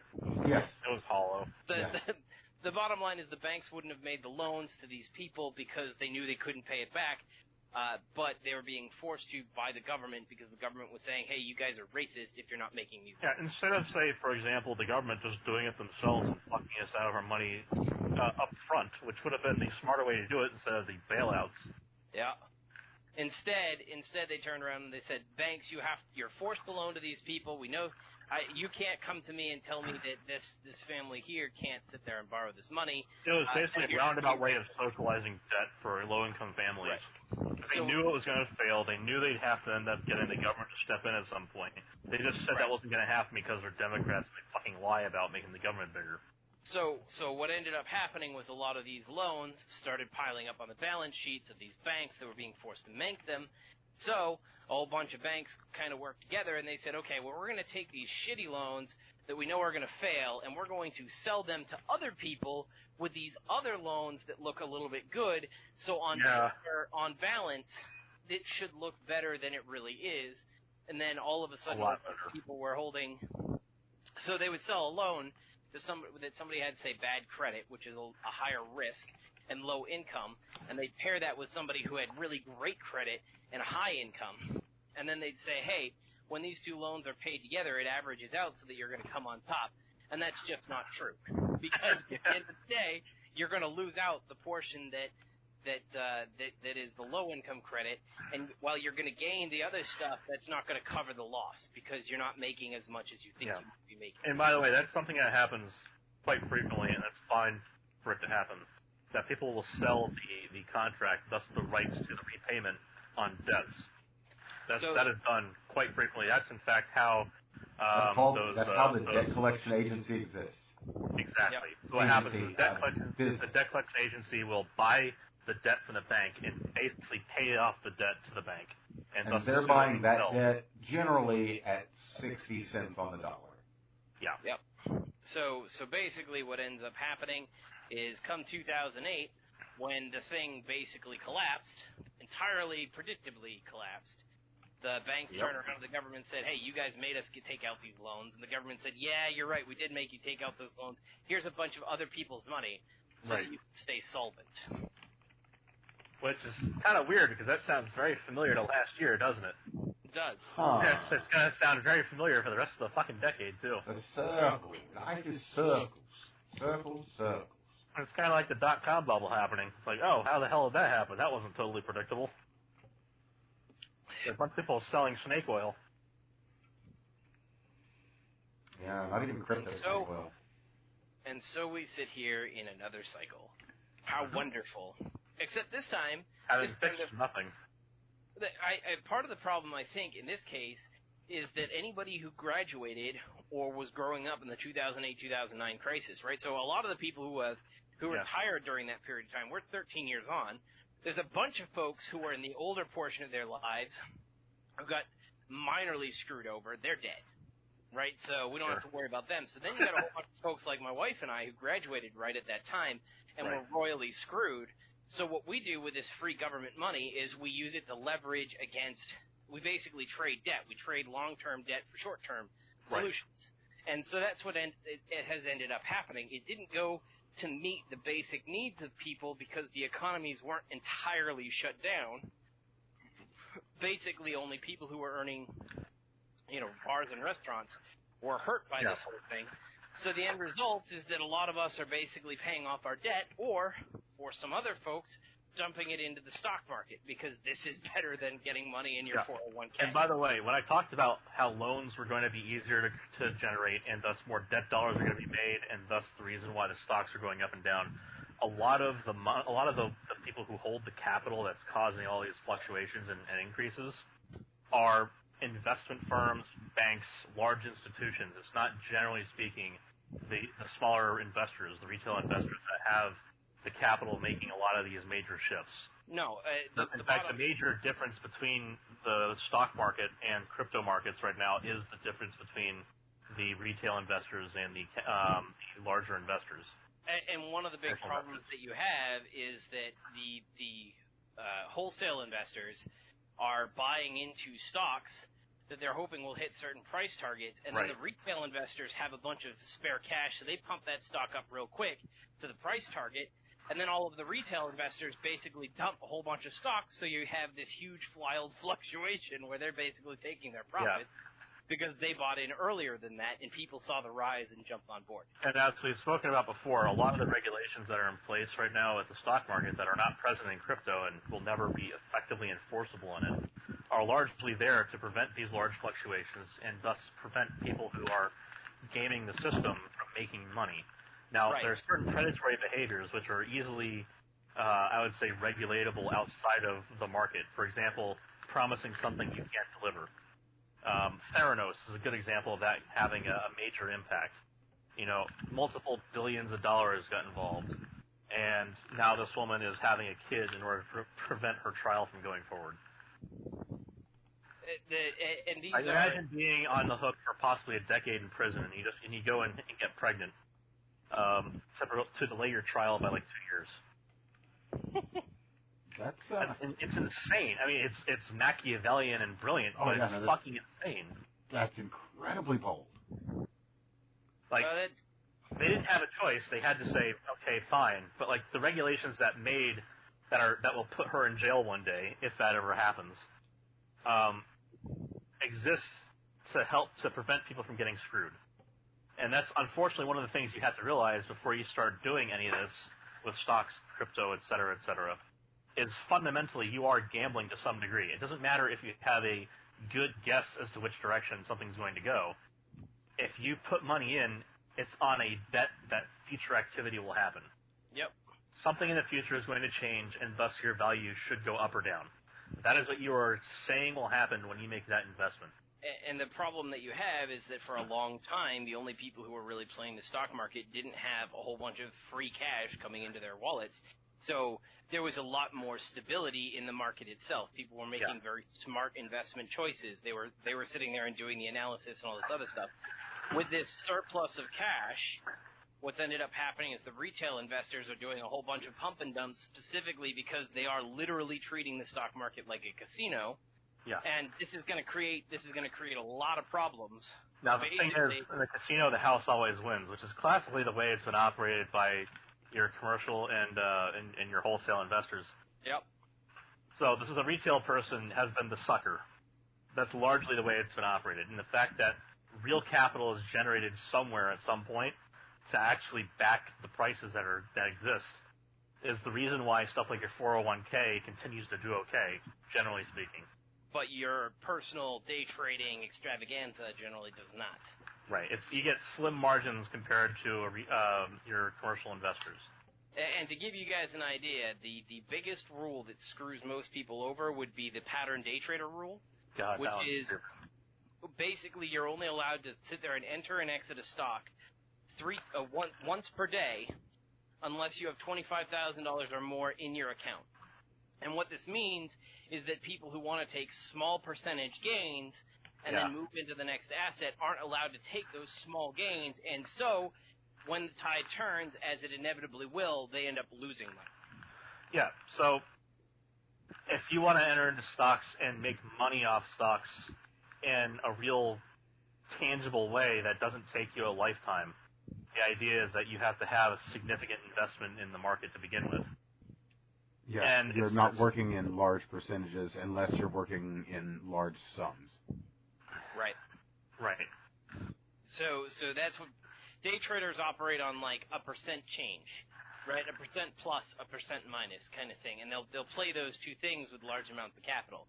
But the SEC prevents you as a lowly peon from coming in with less than $25,000 and taking those same 1 or 2% gains and trying to actually learn the market until you've decided to risk a significant amount of money available to the house. You can't start off with $1,000 and quickly make your way up to $100,000 by playing percentages over a few years.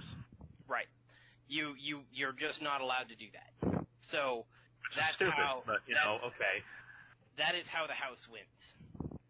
Yeah. Because you are not allowed to take a profit. The market tanks, and then you get screwed if you try to pull out. Right. It's kind of like, in that way, it's kind of like preventing a run on the bank. A good example of this nowadays is fantastic bank policies like Bank of America. Go ahead and try to liquidate your account there. You're only allowed to pull out $3,000 a day. And a lot of people people found out about that in 2008. And I remember watching that kind of shit happen on Twitter, or on Facebook rather. I remember seeing people freaking out because they tried to go to the bank teller and draw out more money, and you can only pull out $400 at a time at the bank teller, and after that it locks you for the day. Yep. And you can only pull out $3,000 at a time from your Bank of America account. Which is just one bank. Other banks probably have different policies, but that's their policy as of 2008 or whatever. Which, by the way, was one of the reasons why Bitcoin ended up actually coming to prominence. Yeah. Was specifically in the actual first major bump was the European Union, where they started locking out Greece because everybody. Oh god, the IMF was mean. Mean. So Greece wanted to pull their money out of the banks because the banks didn't have the money to support their stuff. Basically, they'd gambled the money of their constituents away, and so when everybody tried to pull their money out, they couldn't, but they could still write checks. So they wrote checks to the exchanges that would hold Bitcoin, and that way they could withdraw the money by buying Bitcoin. And that was the only way they could get their money out of the bank, which is how Bitcoin initially took off. Oh, man. Yeah, Bitcoin happened because someone bought a pizza. Well, that's not good. I know, but like... Now it's just proof of concept. Just thinking back on that, like, the fact that the delivery guy was like, fuck yeah, I'll get in on this. No, it wasn't a delivery guy. It was two people. One guy ordered it by Papa John's. However that worked. Like, the fact that whoever it is just like, yeah, hell, I'll get in on that. That's hilarious. Pizza made it happen. Yeah, if I'd had the wherewithal, I would have happily done that. Though, I sit there and I say that, but most likely, if I had turned around and had Bitcoin back then, it would be on a wallet on a hard drive of a computer that is long since disassembled. Yeah, so that, like, I've actually had the only one where I had that as a problem already, and like that's one of the major downsides of it, and it's admittedly a good downside to have. But that's one of the things that is going to continue to have a significant impact on the way Bitcoin's adopted is that there's no takesy backsies there. There's no oh, I fucked up. Yep. Which, by the way, is probably one of the things that if you were to come up with a way to retrieve your account, that would fundamentally break the entire system to begin with. It's true, because then you could steal it. Yeah. There's that little minor detail, but at the same time, so this is one of the reasons why things like Ethereum took off is the smart contract, the fact that you can make a blockchain into a computable system. Mm. And it's computable because of the way interactions are done. So the interaction with Bitcoin is you give, I give, or you give, I take, stuff like that. It's very straightforward. There's just one way to do it. The smart contracts allow you to make that process programmable, so that the interactions are not just it's you give Ethereum, I give you other token as a contract.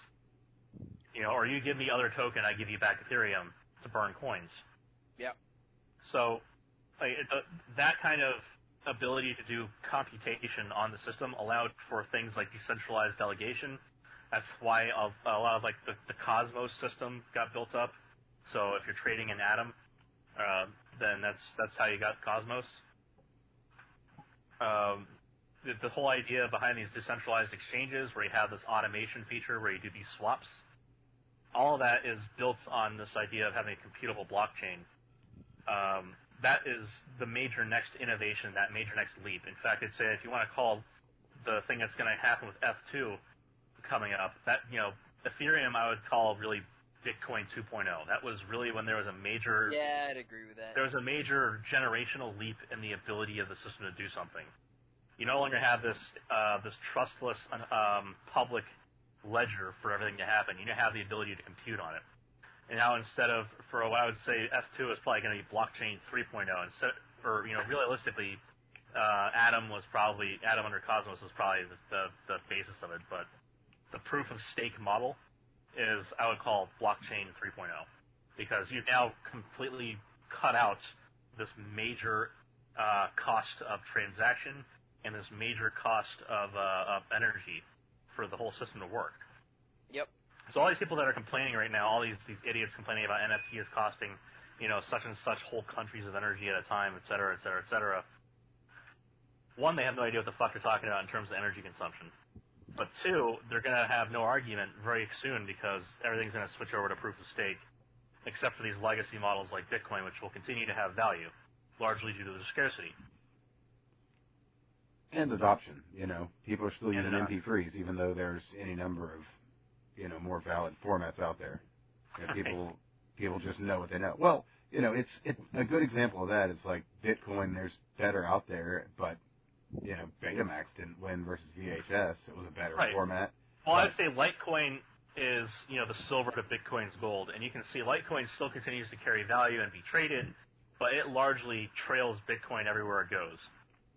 So it's never going to be its own thing, the same way that Bytecoin tried to be the platinum to Bitcoin's gold, and that didn't go fucking anywhere. Nobody uses that at all. Well, a lot of these early cryptos are going to keep on going. Right. But, there's nothing to stop them is the thing. The only thing that's going to make them stop being used is people just not using them. There's two things right now that are really pumping up the value. I think one is Musk, because I am actually surprised that the government doesn't go after him. He is. Well, they don't have the laws to do it right now. What's that? I'm sure they can make them up as they go, but they don't really have the laws to do it right now. It's not a stock coin. And that is true. That is true. But at the same time, he is literally like, oh, I want Dogecoin to go up today, and and people go, fuck it, I'll buy it. I want Dogecoin to go down today, and it goes down. And I want Bitcoin to go up. If I was in his position, I would absolutely be doing exactly what he's doing. I would be having fun and memeing on it until someone got upset, and I'd be like, look, I own half the country. I'm willing to take you to court and spend the money to fuck with it. Quite frankly, that's more that would be more entertaining than his company, which is kind of doing its thing right now. Last I checked, his company doesn't make any money. Somehow. That is something. A friend of mine is hardcore against Tesla because all it's been so far is speculation on the stock price. Yes. And he oh god, I think you'd love talking to him too. My buddy Eric, he is a hilarious guy, and he's just like, oh god, I hate Tesla. Why the fuck are they still making? Why the fuck is the price going up? Well, I mean, there's no reason. It's like, well, people want it. It's like, but like there's no value behind it. It's like, that doesn't matter. It's a stock. It does and it doesn't though, right? Like the problem when you start talking about Tesla has never made money, and spoiler alert, they will probably never ever make money. They cannot build cars fast enough to cover the engineering and production costs of those cars. Right. They literally, every single car is essentially sold at a loss for the company. Here's what I love about the company, though. They completely bypass the fucking dealers. Well, that pisses them off so much. Oh, man. They have laws in states that got overturned because of this shit. And it's hilarious. I love that they did that, and they and I mean, at the end of the day, it's actually good for the consumer. I have the utmost respect for Musk as an individual. I would love to sit him down and tell him that he's being an idiot to his face. That being said, like everything that he has done, I thoroughly believe is done for the good of humankind. Like I think that he is Starlink is a great example, I think. Truly a technocrat in every single way, even though he's like making bad engineering decisions. I understand what he's going for, why he's doing it, how he's choosing to solve the problem, and I respect fully that he is throwing his money at it. I just don't know how he's making money. Well, he has stock in his own company. That's how he's making money. Oh, that's right. Yeah. So he basically just sells a little bit of stock when he needs to sell stock, or launches a secondary product. Or he does like, I'm going to invest $1.5 billion in Bitcoin. Yep. I remember reading something that said at this point he has He's probably made more money off Bitcoin than than Tesla has made in its entire life. I can guarantee that shit. I mean, he's made more value. He has not made more money because he has not sold it.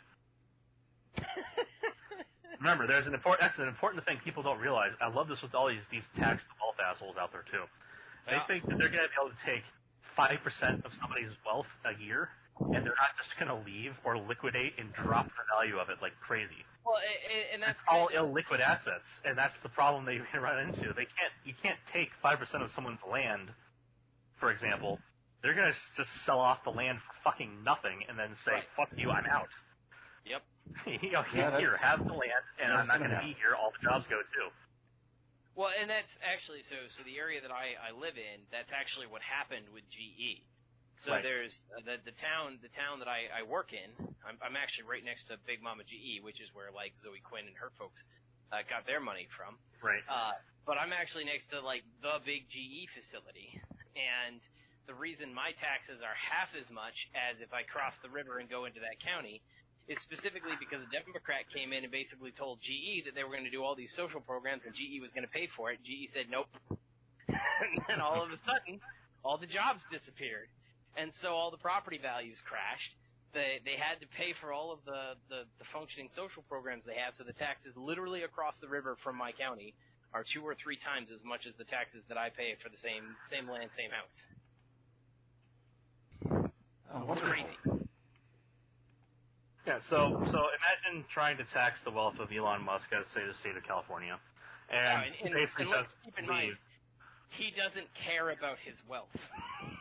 Like, he would literally be like, whatever. I just gave all my Bitcoin to a homeless person. Go fuck yourself. Right. And here's my private key. Whoever you are on the street, here's a piece of paper with a number written on it. Yep. He would totally do something like that. Now, because he doesn't care. Yeah, and imagine burning out $1.5 billion. Just like, here you go, fuck it. And then the price just plummets. Yep. So the thing is, they think they're going to be able to tax these illiquid assets and make money off of it for the government. And then they also think they can tax the liquid assets, which are mobile, and make money off it, where they're just going to evaporate. They're not going to be in the country anymore. These people can and will leave. They have the fuck you money for a reason. Well, in a small update to this they exact... can say, fuck you, and leave. Well, to this exact situation, I don't know if all the listeners would be familiar. I know you guys have heard about it, I'm sure. Starbase Texas is now a thing. Right. So, Oh, you know... is that where he's going? Because I know he was going to be leaving California. Oh, he has gone. Oh, he gone bought to Texas. an area, and he's founding a city. Nice. I mean, it's going to be a place to be at some point. Yeah. Well, I mean, that's for sure. I give him again. Like I said, I disagree with the technology that he's chosen to embrace, but I understand why he's chosen to embrace it. Like, batteries are a terrible technology. They really are. You just can't physically store that much energy in raw materials with electrons. You just can't do it. It doesn't work. You're never going, and like the most recent Battery Days demonstration that he did was a tacit admission of that, because now he's going after lean thinking processes because he can't make physical materials any cheaper than they already are, or hold more energy per unit of material. So now he's going for like better manufacturing processes, which is fine. But that's like a technological problem that I disagree with, but I totally embrace his spirit of entrepreneurship and, like, go fuck yourself in this. Of the way he handles himself and the government. Starbase Texas, though, man. Yeah, that'll be a thing. You know, could you imagine if he just decided to say, hey, I'm going after fusion energy? Like, I think that would be a massive capital investment that would accelerate it by, like, half a decade. Yeah, that's a real possibility. I think that would be a fucking awesome idea. And that would put him into a... and the first person really to crack that nut, place.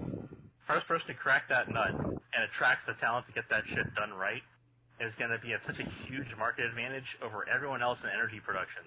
Like, the first person to get that to go commercial is going to be the guy to work for. The guy to go to and try to get stuff done, too. Yep. Like, they will... Imagine this. All the capital that we currently invest in upkeep of the generation infrastructure could be potentially slashed down by a factor of 10. And then that other 9/10 could be put forward into upkeep of the infrastructure for distribution. Yep. We have an aging network in this country that needs to be upgraded.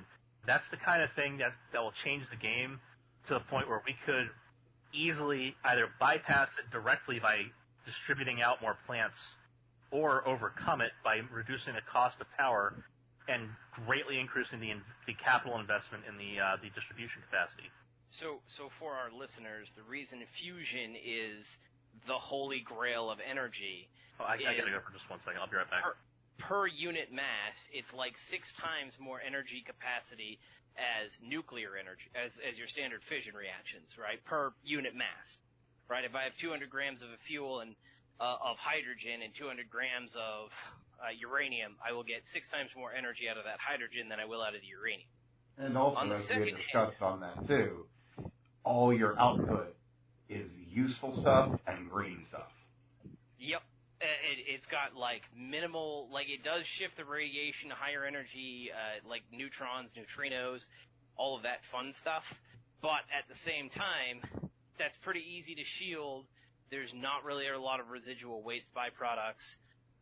And this would create a whole, like, there's so many different ways that we could theoretically do fusion that it could create a variety of different compact systems where we could get energy delivery in a much smaller size than pretty much any other power plant that we have today. Solely because of how we do it.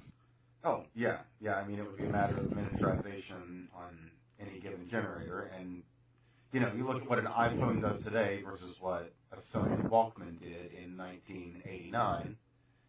And the amount of hardware you could fit into an initial Walkman form factor today, it's a pretty astounding amount. I mean, that's what, 4, 5 iPhones thick? I mean, how much, if you were so inclined, how much hardware could you actually pack into a space like that? Well, to give people an idea of the scale of energy that you get, right? So your average battery is pretty inefficient because you're not actually storing it between the bonds. You're storing it between essentially two metal plates in a contactless void space. So you can only physically pack so many electrons in and ionize the structure so much and have it be stable. Oh, so we're talking about batteries and how they're interfering. We're talking about scales of energy, right? So batteries are a pretty low. There's not a lot of energy that you can get out of a massive battery. So the place where you can use batteries at a massive scale that makes sense is grid scale storage, and that's only because you don't have to move them. That's the only reason why they're not anywhere near advantageous, and you still have to put them somewhere. They are still the cost of making those materials, because the only materials that actually do it. Lithium-ion is a bad idea for that, by the way. A terrible idea. It's a very flammable idea. Well, here's the major problem with lithium beyond the fact that it's hazardous materials. You have an ecological disaster in a location wherever you put that. I mean, you have because you have to get the lithium from somewhere, and the kind of mining that goes on and the refining process itself is very much not environmentally friendly. And the same thing's true for most of the rare earths, which is where a lot of the other elements come in. In fact, if you're gonna make a grid scale storage battery, you're probably better off making a sodium-based battery instead of lithium. But because sodium's so much fucking easier to get a hold of, and it's so much more abundant, and it's very much easier to use. Regardless, the size of the materials, the cost of that would be very expensive. Yeah. Comparatively, when we burn fuels, we actually get a significantly higher energy output than we do out of a similar massive battery because we store the energy between the bonds. So, like a fuel burning. So basically, the only reason why a renewable like wind and solar would make good economic sense is if you had the scale of power generation needed to fill a battery up during a day, and during whatever conditions are right, and then to allow continuous discharge into the system from the battery after that. And that only really works as a topper plant. You don't really get good baseline production capacity out of that whatsoever. No. When we start talking you have to ignore nuclear to make that really make huge financial. I mean, there's niche applications where it makes sense, where it really is a good idea. But if you're talking about just large-scale adaptation of nuclear, you should just go with nuclear. You have to ignore nuclear, and you have to ignore carbon capture, and only talk about carbon output. That's the only time that you can make renewables work, is if you ignore basically every other technology on the planet. Again, and then niche applications. Consider it to be a crisis. There's niche applications, which I would put at the greatest at medium scale.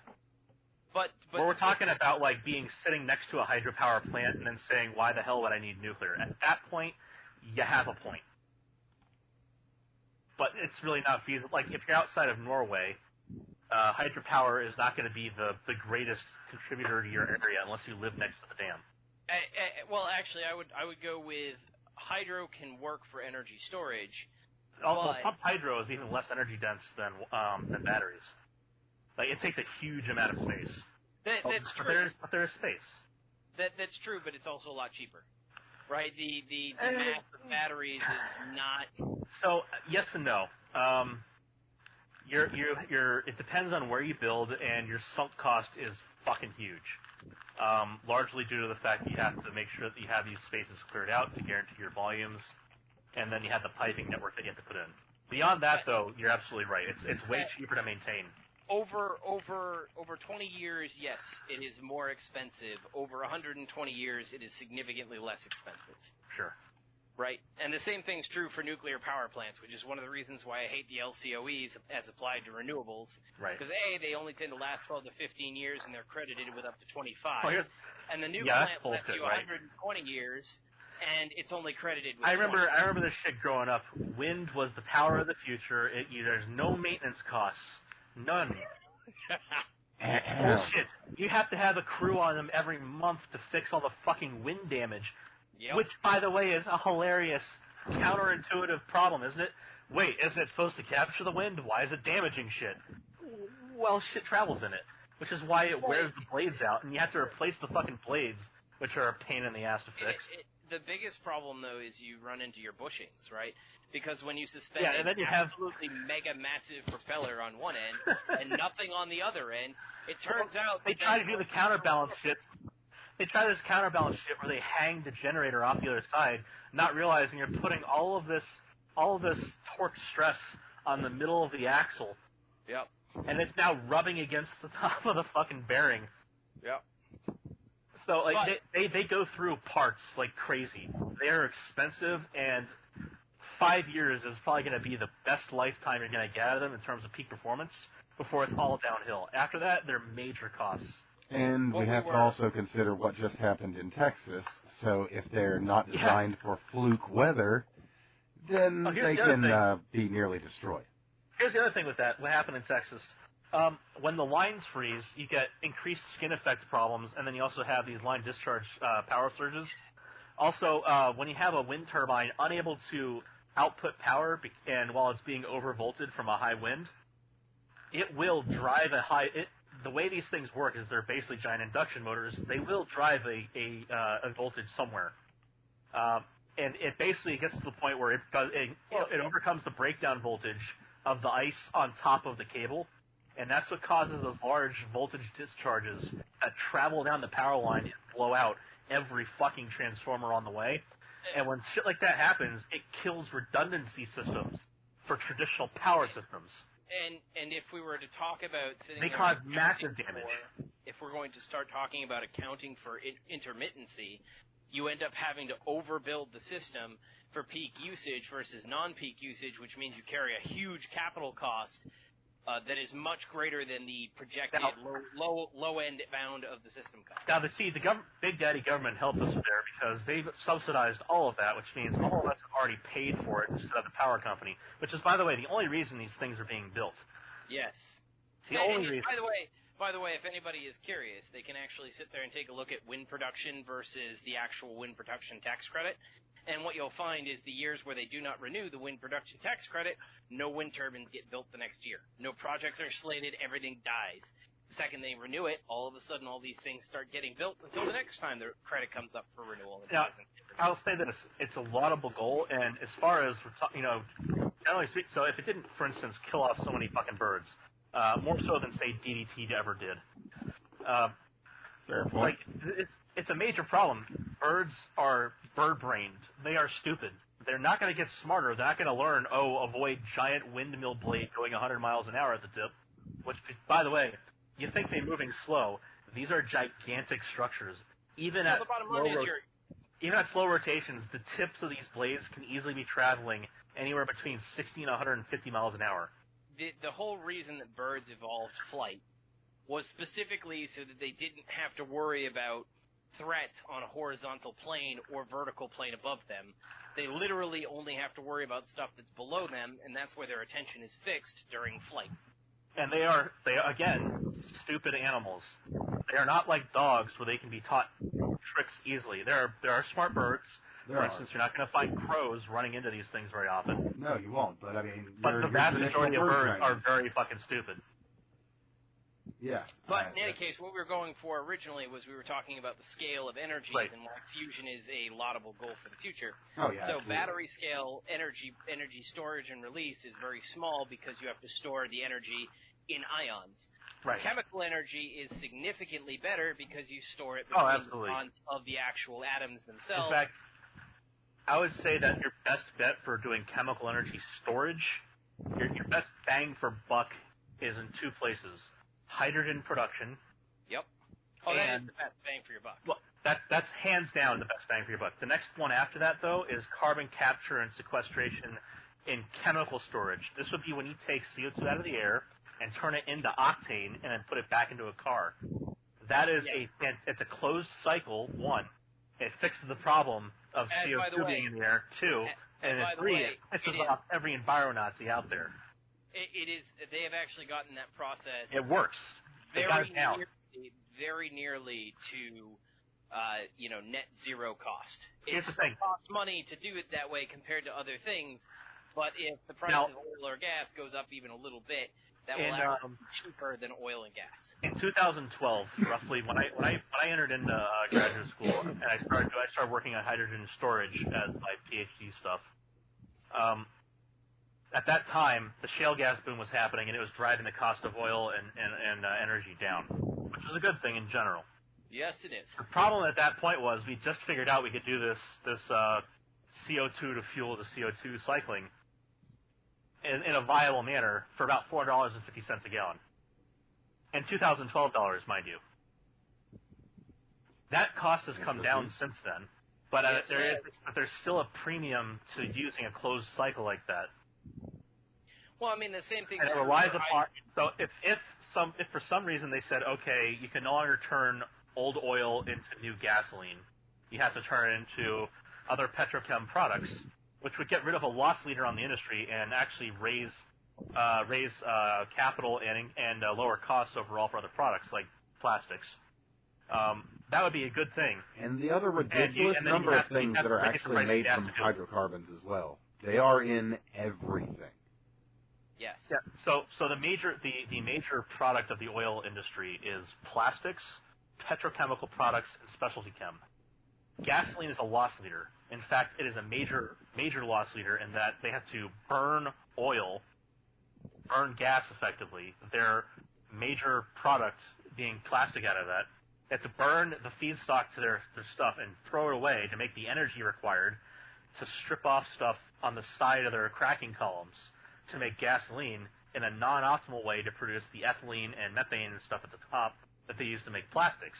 If you got rid of all the side stripping to make these specialty subgrades for gasoline, you'd have a much higher column efficiency. You'd actually be able to make things much more easily, like plastics and what have you.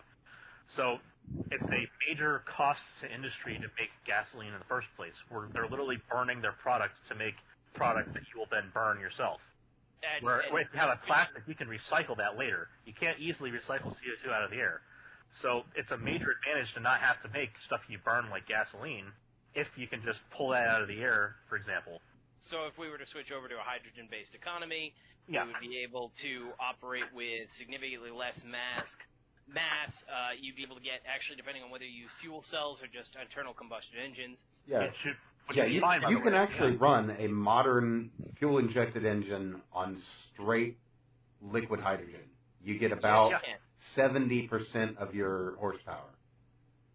Yeah, very easily. It's there's conversion that can be done. I mean, you'd have to, easily, but like you have to have a cryo system or you have to have a high pressure system, which again can be done. You can get the exact same horsepower out of that engine. You just have to increase the number of cycles per second. Yeah. So it's running hotter. Well, not hotter. It's just going to be faster. Faster, yes. Yeah, cram more air and more fuel in from the combustion.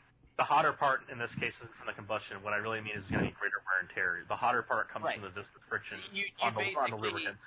If you idle at 2,500 RPM, you'd be idling somewhere around 5 or 6, but you'd still have the same horsepower. And you'd have to recalibrate the computers and everything else. But you could do it. Here's another thing to consider from the lubricants side of things, is you'd have to actually start doing some reformulations, because if you're talking about just a straight hydrocarbon lubricant, it's actually fantastic because it's a highly reductive environment.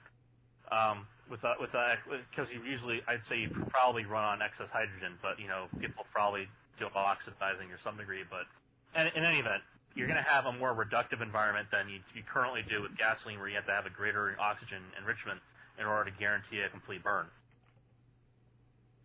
So there's that benefit in that your oil is going to degrade slower to that degree than say traditional ices with gasoline. That said, though, a lot of the star polymers that are put in there to allow them to operate at constant viscosity or near constant viscosity, they might have some issues. So there's some reformulation that would have to be done in order to make that work properly, but you can still run it without doing it. Those are like minor details. It is a minor detail. Yeah, these are absolutely splitting hairs. On the other end, you'd also be making your overall car cost cheaper because you wouldn't need to run as lengthy an exhaust system or as much to control your emissions. And here's this. Get this one. No more converter at the end of your tailpipe. Yep. Because you just put a little tank there to catch the water. Yeah, you get a little bit of nitrogen. Dribble it out on the road. What the hell? Well, you can, or fuck it, just drive it over someone's lawn and water it. Yeah, you get some water, a little bit of hydrogen, and some pure oxygen coming out of the end of your car. At the end of the day, it's going to mostly be water vapor. It's not going to be like drops of water, unless, of course, you're using fuel cells, in which case it will actually be drops of water. And what the hell do I care if a few dribbles go on the Well, let's also be clear here. A lot of fuel cells run best at around 50 C, so a lot of it's going to come out as vapor. Yep. It'll transpire. It'll come out on the other side as hot water, but a lot of that will vaporize off. Because 50 C is quite toasty. Yeah, I mean, so at the end of the day, hydrogen will do that. But when we start talking about scales, as when we start talking about like the chemical bond being better than a battery, nuclear energy is roughly 1 million times more energy dense. So than chemical bonds are electron-bound bonds. The nuclear bonds are proton-neutron, proton-proton, neutron-neutron interactions. These are much higher energy interactions. Well, actually, so realistically, when we actually start talking about breaking bonds, for when Craig and I go into our chemical engineering mode and we do chemical engineering, right? We basically make one assumption, that the mass of the products and the mass of the reactants is unchanged. Well, there's that, yeah. In nuclear, you don't do that. No, technically that's not true. It just so happens that the mass change that occurs, which is where we get our energy from our chemical reactions, is in like the 10th or 11th decimal place of the mass of the actual structure. It is that it's incredibly small because and this is because we're talking about energy bound in electron states. Right. It's just a very tiny mass change. Electrons are incredibly fucking small particles. And it's a very, very tiny mass. 10 to the minus, 31 kilograms, roughly. When we start talking about nuclear reactions, the actual change in mass happens in the 3rd decimal place of that reaction, so it's roughly 1 million times, but as a ratio of the mass used in the reaction, it's roughly 1 million times greater energy density than what we get in a chemical reaction, just because of how significant of an effect the mass is in the decimal places. It's like we're comparing burning a stick of wood to burning a cup of gasoline. Probably more like burning a stick of wood to burning, your house, your neighbor's house. Okay, fair point, but, I'm all right, better example. It's more like burning a stick of wood to the. This is one of those things that's unfortunate. If you're an engineer, you've had it beaten into your head long enough. If you didn't already get it before. There's a lot of skill. It will be beaten into your head how significant the difference is between a simple ratio and a difference in magnitude. So to base it off of Evan's statement there, right? Yeah. It's roughly like the difference between burning a stick and a Black Lives Matter riot. That's roughly the size difference that we're talking about. So a mostly peaceful chemical reaction. Yeah, you can say that. Yeah. You see, it's neither peaceful and it's neither peaceful nor strictly speaking a chemical reaction. It's a mostly peaceful, mass energy conversion. Well, there we go. We've made that a very relatable subject for people now. All we have to do is have CNN come in and mischaracterize it and then blame it on Fox News. Well, I mean... And so when we start talking about... It's science, or have Obama so blame it on YouTube. Yeah, and then throw somebody in jail over that. And so when we start talking fusion reactions, they're 6 times more dense than fission reactions. Yeah. So by the time you're done, it's the scale that you can get, again, that you're just talking about your phone battery of, if you were to make a fusion device that was the size of your phone battery, it would power your neighborhood. Oh, so here's another thing to bring up, since we're on fusion topic, and it is definitely relevant to this. A lot of the stuff that you'd use for fusion, and that would be great, especially because it would produce electricity kind of for free, would be helium-3. That is a very easy to fuse material, and it's great for inertial confinement fusion. There's a downside, though. You have to get it, and most of it's on the moon, and this is my shitty segue. Hold on. That's not the reaction that we're trying to replicate. I know, but I'm just saying it's a reaction, and it's a good one, and it's very good. It's advantageous because you don't get neutron damage out of it. Yes, you do. You don't get significant neutron damage out of it. You don't get neutrons out of it. No, what we're trying to do is we fuse. It's actually a series of chain reactions. that produce deuterium and tritium and all the rest. Yeah. The problem is, regardless of whether you're fusing two hydrogen atoms, which are just two protons together, which they become a deuterium, right? So it's two hydrogens become a deuterium, which then kicks off a neutrino, right? And then the point at the end here is to get to the point at the end here is I was talking about the moon. That's where you have to go to get the shit, and there should be enough there to power everything forever. This is my segue to the fact that Russia and China had just launched their fucking first mission out to the moon to put a fucking base there. We can actually produce this stuff out of regular hydrogen. The problem that you have is when you try to squeeze two atoms together, right, they've got that electron shell that repels, so you have to force that electron shell apart, and that's what makes fusion difficult, and it doesn't matter whether it's a deuterium atom or a hydrogen atom. So realistically, all of them are exactly the same. The deuterium-deuterium reaction technically gets you more energy, but realistically, whether we're fusing two hydrogen atoms together or two deuterium atoms together, it's the same Coulomb barrier that we have to overcome. So, yeah, that just the same bit is complete bullshit if you remember your quantum chem at all, but let's just skip over that for the moment. It's not. It's absolutely not. It's not the same Coulomb barrier, though, is it? Where are the electrons orbiting, buddy? They're a lot closer, aren't they? Not for a deuterium versus a hydrogen. They're orbiting exactly the same distance apart. A deuterium has just a No, they're not. Yeah, they are. Not the same. Yes, they are. You're still at the one first Bohr radius. Absolutely. So anyway, the point I'm getting to here is that Russia and China have launched the first mission to establish a base on the moon. That's a problem. Yeah, we should have been well ahead of this. If that hadn't crossed your desk earlier this week, that's a major problem. And the fact that nobody's saying shit about it is an equally big problem. The fact is, we should have been pushing for a moon base a long time ago. Because we can actually do industrial production on the moon cheaper than we can here because, A, we don't have to worry about polluting an environment because there is no such thing as an environment, and B, what we can't do here is really easily build a space elevator, but we can build a space elevator on the moon out of current commonly available materials. Oh, absolutely. Simply because that's easy. There's no atmosphere. Yeah, the atmosphere and the low gravity allow manufacturing techniques that are, for one, literally impossible here, but for two, they allow magnificent things that you can only really dream of.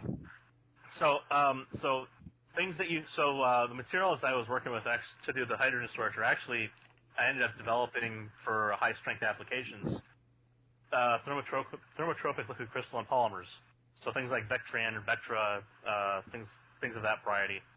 Very commonly used in electronics because they don't change size with thermal differences. So it'd be hilarious the one time if you turn on your computer and the plastic die expanded out and sheared all the pins off your CPU. But it'd be funny exactly the once.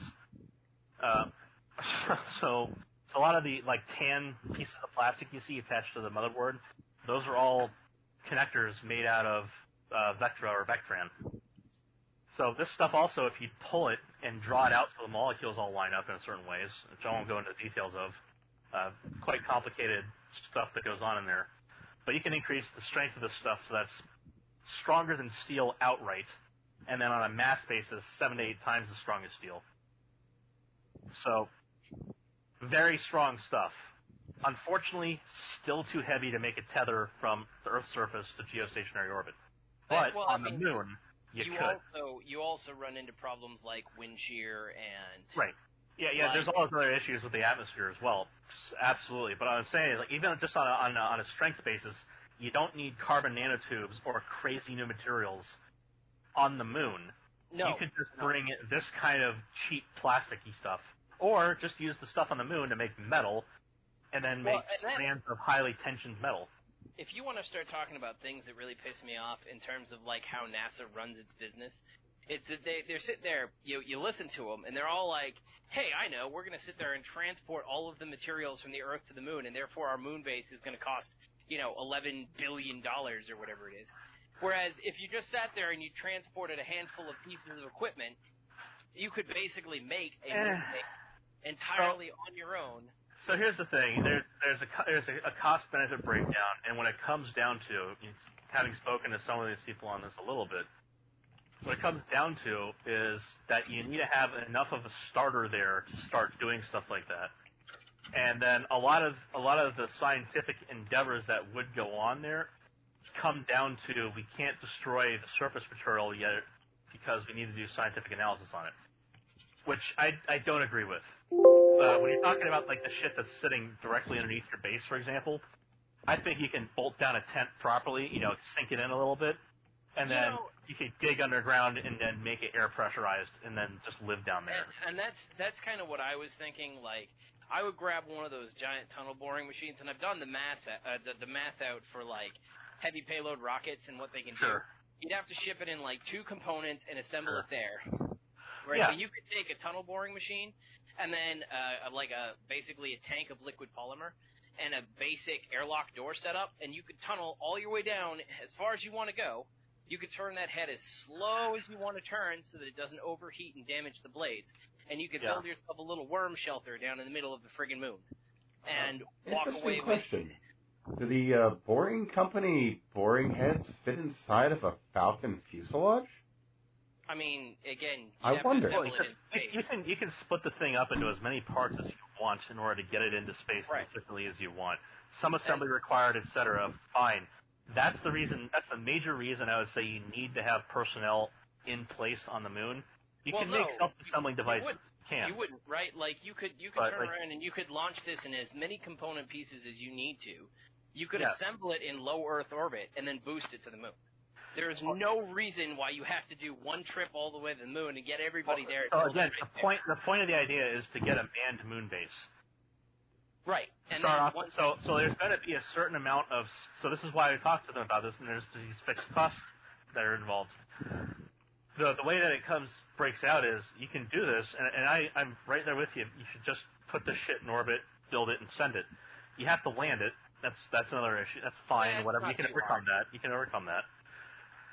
Then you have to use it, and you can do that remotely, et cetera, et cetera. Yep. But again, the point is to get a manned moon base up there. Toot sweet. And the way it breaks down in cost is it's way easier to just send up people who are going to be able to dynamically account for issues in situ on site and set up a little moon base with materials from Earth. It'll be much easier to do that than it'll be to get up there and robotically extract resources down to the point where you can start putting people up there. It's so much simpler to just put a bubble on the surface of the moon and then have people walk outside and then do some shit and then eventually build down into the ground and make an established base. See, that's why I was thinking the moon. I actually did the math out, and if you did one of those tunnel boring machines, it's like $80 million, and they're saying 11 billion. So there's a pretty large gap between tunnel boring machine and they build in, for example, the research and development that would be required to say build it to NASA standards, which involves certain amounts of redundancies that must be in place. And then also streamline. So you have these other costs that you're not accounting for, whereas the boring machine thing is already present. Fine. I'm not, right? I'm saying that I don't give a shit about redundancies because I can launch 100 boring machines for the price of their NASA base. Now that's a fair point. Their goal, though, is so you have to keep in mind their goal is to launch one, not have it break and become detritus. And I'm just saying that I'm really because we have a major problem if that happens. I'm really okay with the Harbor Freight model of moon base building. Okay, well, your Chinesium steel, sure. Yeah, you stole the words right from my mouth. I mean, I'm okay with that. Like, it doesn't bother me. Yeah, my Ching and Tong spanner, sure. That's why I'm going to send up the fucking orbit. I don't fucking think so. Why? Because it'll hang out in orbit for 1,000 years, destroying every satellite. So that's an acceptable risk. Bullshit. No. I mean, if we sit there and we launch stuff, we can build it and we can do all of that stuff. But realistically, all we have to do is get it to the point where we have this stuff and we build it in low Earth orbit and then we boost it. That's all you got to do. I agree. It would be really shitty to have no personnel up in space, but we already have personnel up in space. So those motherfuckers stop sitting there. We have a couple of people taking pictures. We have a couple people taking pictures of the planet and growing plants in zero G. Exactly. We don't have hardware engineers that are certified, or technicians that are certified to build shit in orbit yet. So now what we do is we give them a Harbor And you know what it might Harbor cost? Freight wrench set, and we send that up with that. And you know what it might cost to put personnel into space that are competent and to build something in low Earth orbit? It might cost somewhere around $10 or $11 billion, wouldn't it? No, it wouldn't. It wouldn't cost that much. To build up the infrastructure around their training and the launching them into space, the infrastructure in space to build stuff in space. I don't think a little boring machine would cost you. I'm pretty sure that I could turn around and launch 10 fat-ass motherfucking techs in space for like $1 million, right? And then you not only have to launch them into space, you gotta be able to return them back safely. Yeah, we got the pods. The pods, the emergency. Yeah, the emergency spare pods. That'll be what gets them back down routinely and safely. That's the routine. Is you pull the fucking red lever. I fucked up. I'm going home. That's exactly right. No, I mean, I'm just saying that, like, we have routine shuttling trips back and forth. It's easy to get people up. It's easy to get people down. Personnel going into space is not a problem. Building something in space is also not a problem. The fact that we're trying to transport everything all the way to the moon and build it there is where it gets very expensive. Again, throw $10 million at a training program for a whole bunch of fat asses to get up and sit there and use their Harbor Freight wrench set. Oh God, they can't be that fat. They've got to go to space. Every pound counts. Goddamn. They can't have 4 feet of plumber's crack. They can only have 3. Yeah, I'm okay with that, but still, 100 of those machines would be like, all right, we just broke another one. Off you guys go assemble this thing in space, and down you come. No big deal. I don't see this as a problem in any way, shape, or form. So here's what I would say to this: is regardless of that, I think it is far more cost effective to fund NASA than it is to fund something like, say, the stimulus bill that was just passed. I think for $1.9 trillion, we could have a whole fucking moon city. Yes. And that I would agree with. Realistically, Why? even. Like, this isn't even a fantastical idea. That's actually completely reasonable. Right. We're current day shit. $11 billion, and they just passed $2 trillion like, in stimulus spending. Current day shit. We could send up an army of people for $1.9 trillion. And we could have all the talent we ever need, and then a 10% extra of retards. I mean, could you that imagine kind of money. how much money could we have funneled from gender? We could have a launch every. We could have a launch every fucking hour for the next year for that money. And Craig, you and I are in complete agreement. We can argue over the most effective way to build a moon base on the Mars, which is what engineers fucking do as mental masturbation, right? That is our mental masturbation. Yeah, this is us relaxing right now, is arguing. we can all get behind the fact that the government spending money on gender studies programs in Pakistan is less effective than building a fucking moon base. $100 million would be 10% funded from that $10 million that went to that fucking bullshit. Like, I would bet that you would have more success getting a fucking boring machine to the fucking moon for $100 million. Fuck it. I would give you a $10 million budget and see if you could even get that. You know what? Rather than getting them to change their mind in fucking Pakistan. If you as an American showed up and said, "If you give me $100 million, I can get one boring machine to the moon." That I know. That's a pretty good deal. Imagine thinking you could spend $10 million and have some American woman, some fat bitch, show up with a short haircut that looks like a dude and tells them respect my pronouns and have her not get shot. It would probably not go well in most of your man. places around the world, other than largely the West. I mean, you could get away with it in China. They're just going to not pay attention to you. And in Russia, you'll probably get hosed. In China, you'll get shot. Well, China has actually sat there and has decided to fund us funding gender Pakistani programs in order so that we fund that in our shit. Meanwhile, they're sitting there and trying to teach Chinese men to be a man and not go after be a man. Butch up, be a man. Also, being gay is a mental illness. All of this, by the way, is perfectly okay with liberals in the U.S. right now. Well, it's part of their culture, according to old Joe. That's you right. know, That's you right. know, it's part of their culture to enslave and torture and Uyghur those Muslims. Organ harvesting? What organ harvesting? That Those doesn't happen. concentration camps for the Muslims are just to help them study for their women. Their God women damn study under male soldiers. They provided reproductive freedom and not reproductive fucking oppression. Yeah, they're not doing forced abortions. They're definitely not doing like forced hysterectomies or anything like that. And there is no slut shaming when you get raped by a Chinese soldier. God damn. Technically true. Technically Like, true. This is the reason why none of us can be in fucking Congress. Like, I would say this shit out loud, and nobody would be able to argue against it. Yeah, I've thought about that, and I'm like, so I've got a buddy at work. He's like, why don't you do your own thing? And I'm like, well, A, because it's a lot of work, and B, because I wouldn't actually be able to, like, I don't care what I say here. I can sit there and mouth off, and Evan will either cut me out or, Or it'll be one of our 6 listeners who gets offended. That's exactly right. And I am so sorry. Toughen up, Buttercup. Well, we are officially an anti-fragile platform here. Oh no, I am very pro fragility. Like, send all of your women to me. I see nothing wrong with the white liberal view of the world. I just sit there and I listen to some of these like Gen Zers or millennials that are in my work environment. And I'm like, oh man, I would kill it on the dating platforms now.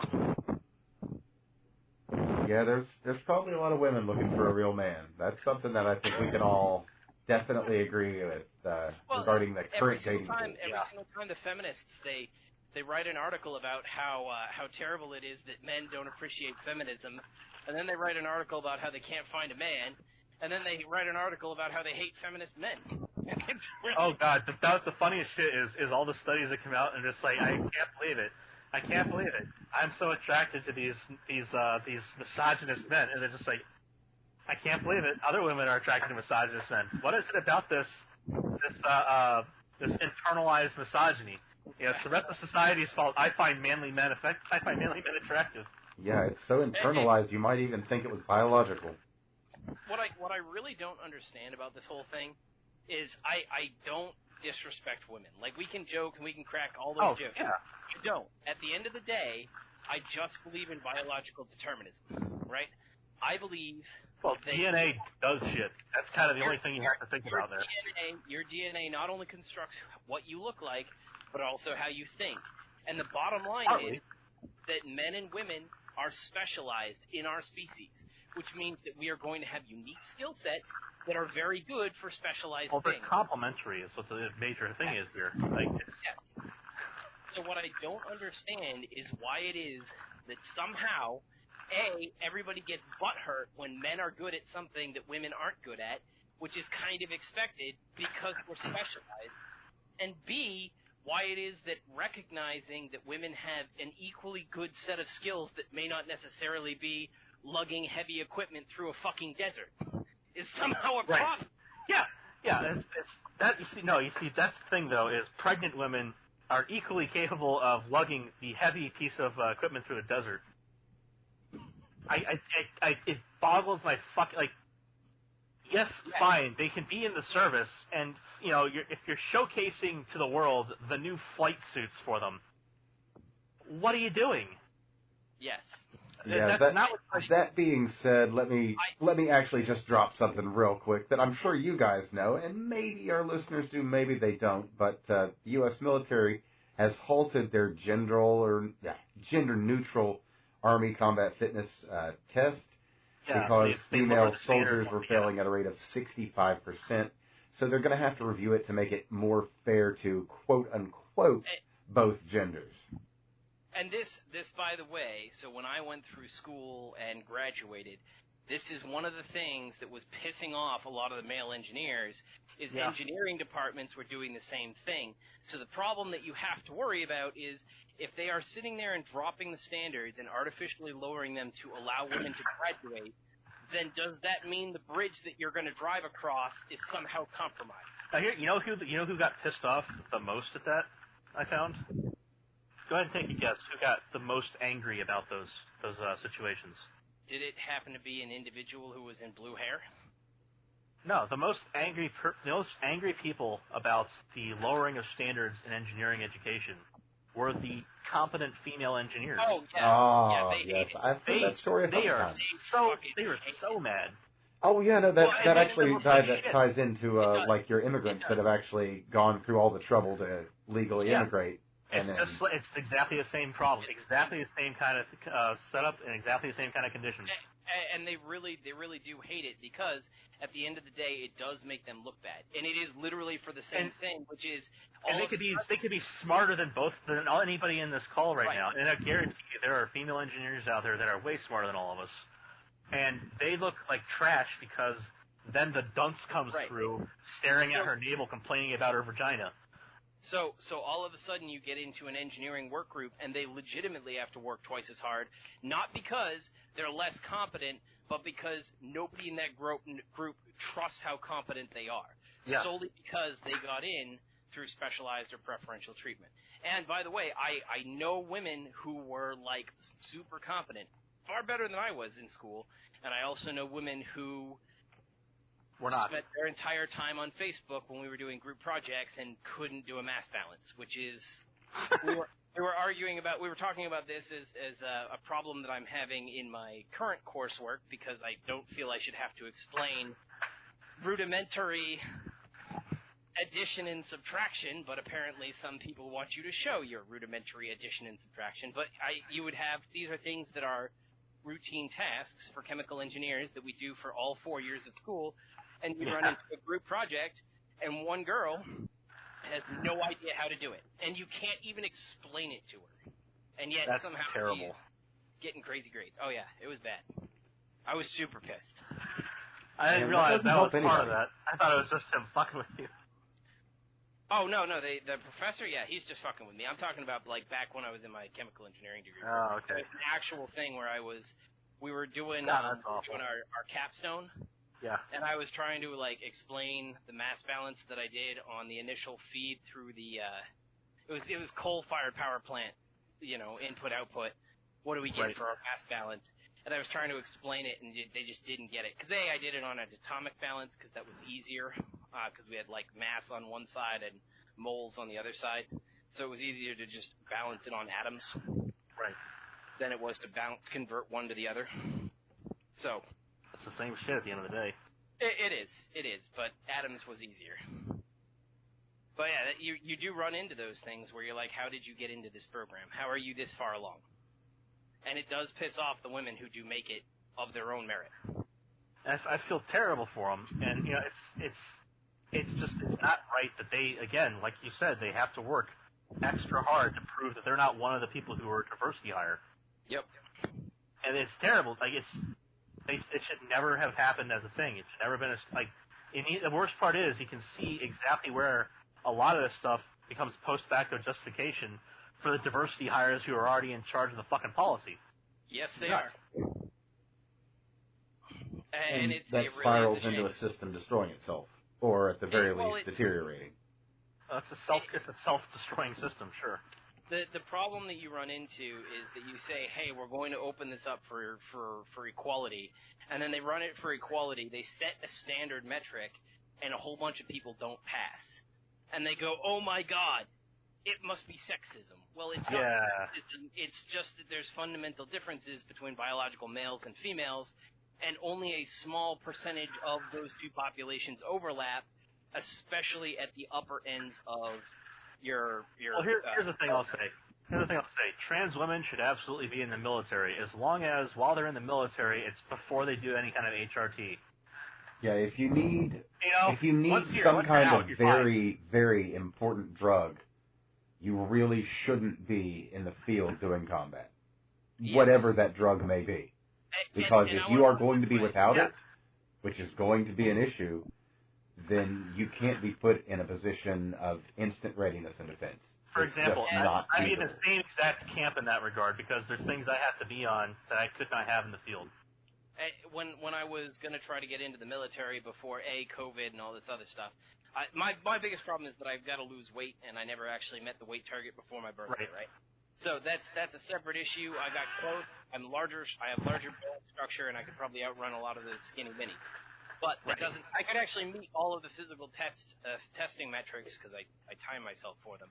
But at the same time, I couldn't meet the weight limits, right? Right. They turn around and I was on Adderall, and they turn around and they said, well, you have to be off of that medication for 1 entire year before we allow you in because we can't guarantee combat readiness, and we can't guarantee that you're going to. This is one of those things that's exactly. So I'm on the same stuff, and that's something that I would never be able to like. I'd be able to probably to some degree overcome, etc., and be able to make it through. But at the same time, I'd be nowhere near as effective as if I could concentrate while having that in my system.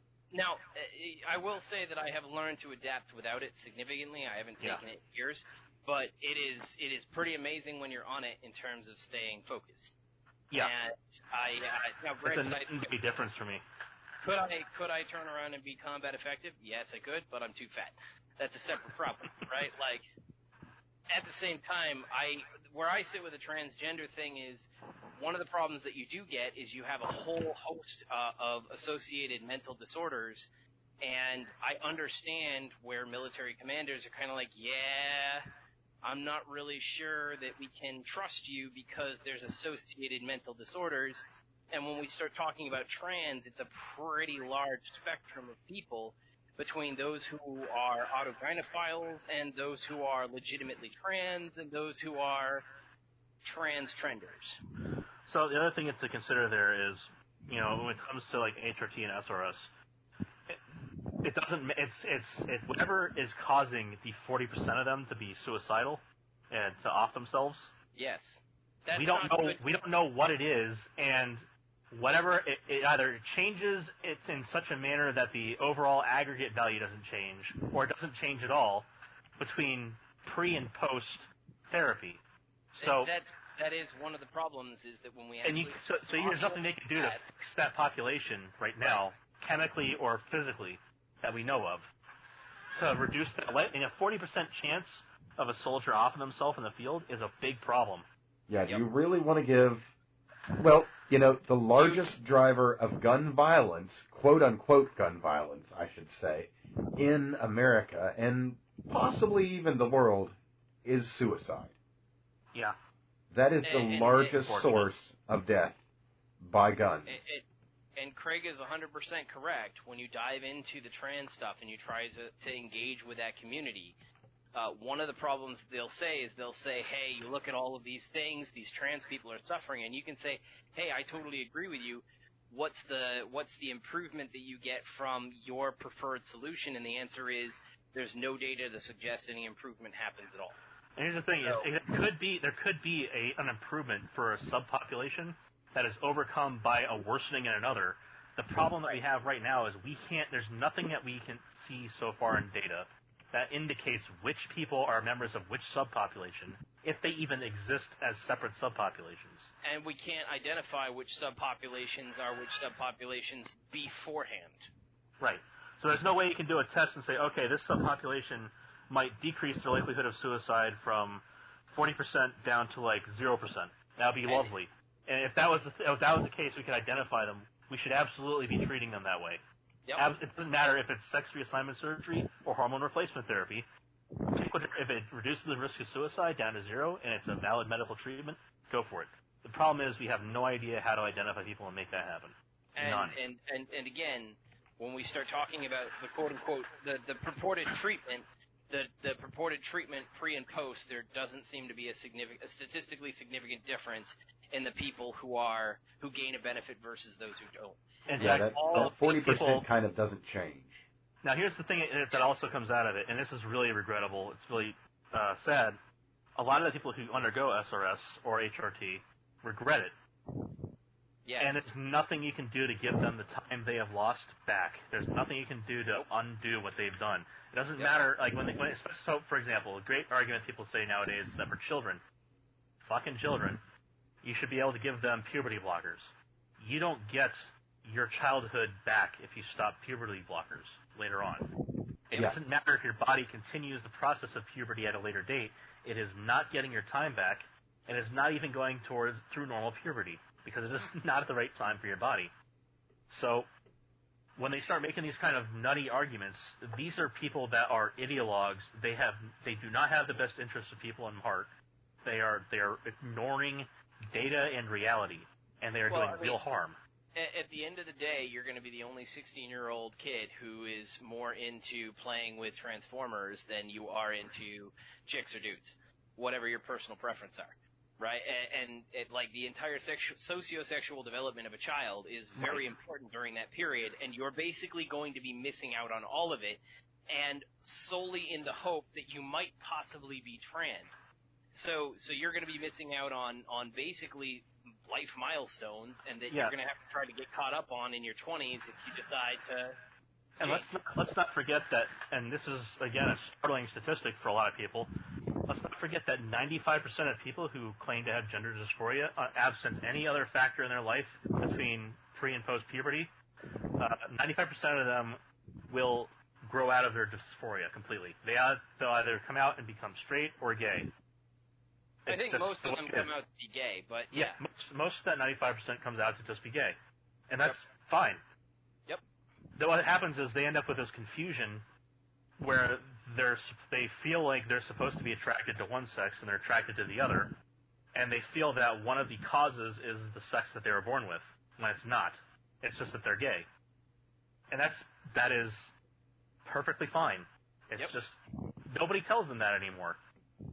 Well, I saw an interesting article that actually made the argument that one of the reasons that transsexualism or transgenderism has kind of run rampant across the population is it allows parents to deal with their gay child without having to deal with their gay child.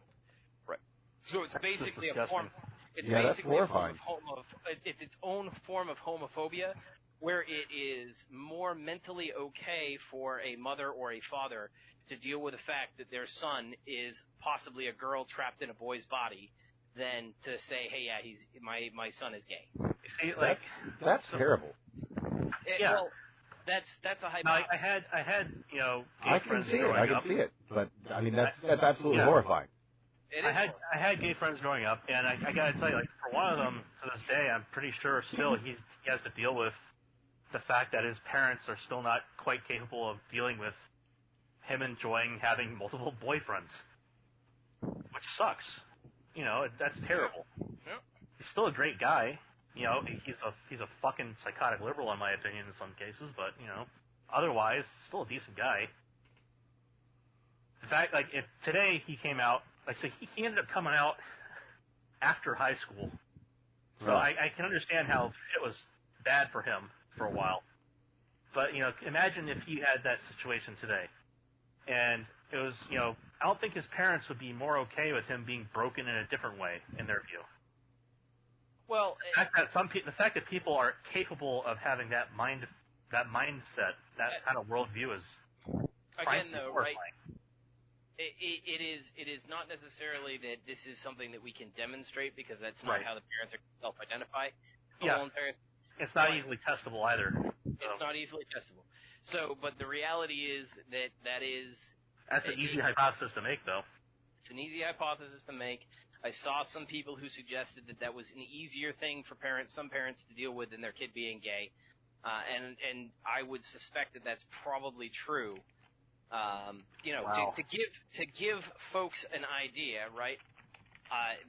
You look at the Kinsey scale. The Kinsey scale is between 1 and 7. 1's being like strictly heterosexual, 7's being strictly homosexual, and most of the rest of us are on the in-between. Right. Now, you go to the LGBT activists, they say, well, that means that the majority of the population is bisexual, but that's not entirely true. That's bullshit. Right? It's bullshit. So one of the reasons that they'll cite is they'll say 30 some odd 40% of people, of males, have self-identified that they fooled around with another male. I fall into that same category, right? Sure. When I was like a young kid, and I mean young, like I hit puberty long before my parents gave me the talk, and a buddy of mine and myself fooled around with each other's genitals. That does not mean that I am gay in any way, shape, or form. I love pussy. Pussy is amazing. Pussy is the thing that I can sniff my fingers every single time I'm done with my wife. I love it. I have zero interest. I've seen gay porn. It does nothing for me. Yeah.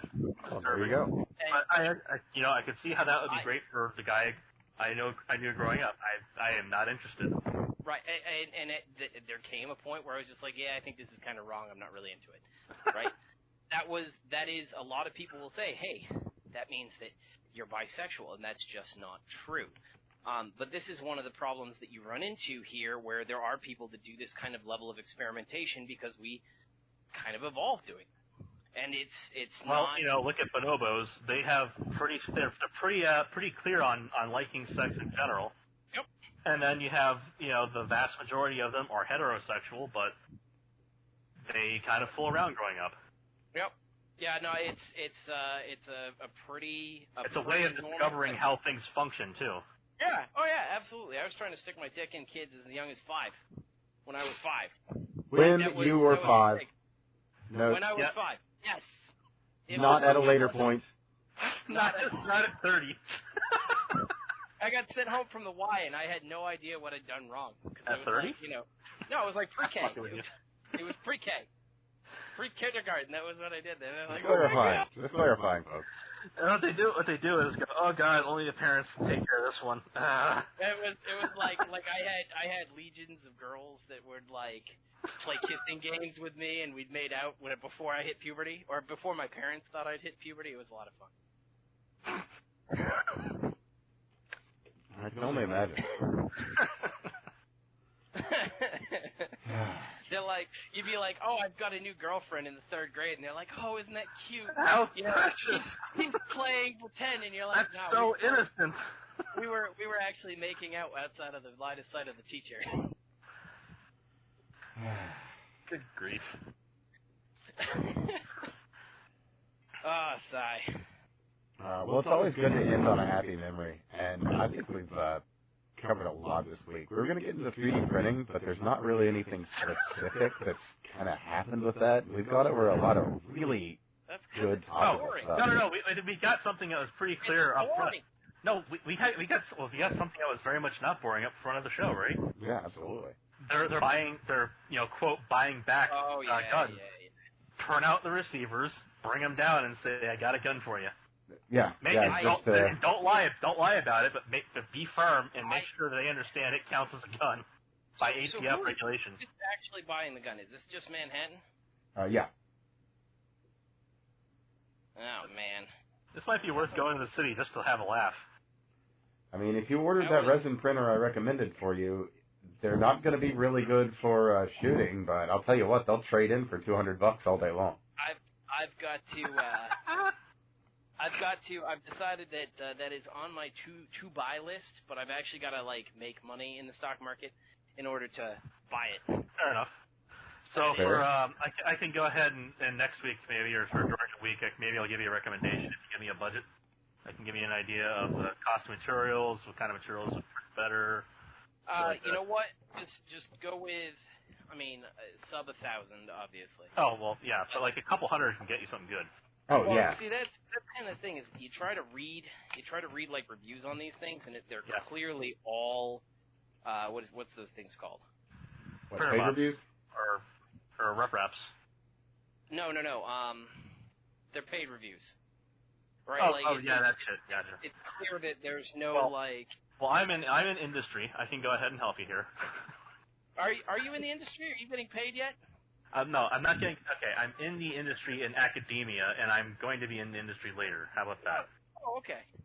I've actively participated in research in this area. That's okay. I just want to make sure because industry usually implies money is exchanging hands. All right, and how about this one? When in 2015, when I got handed a 3D printed gun in my fucking hand, metal gun, a Glock lower receiver, receiver.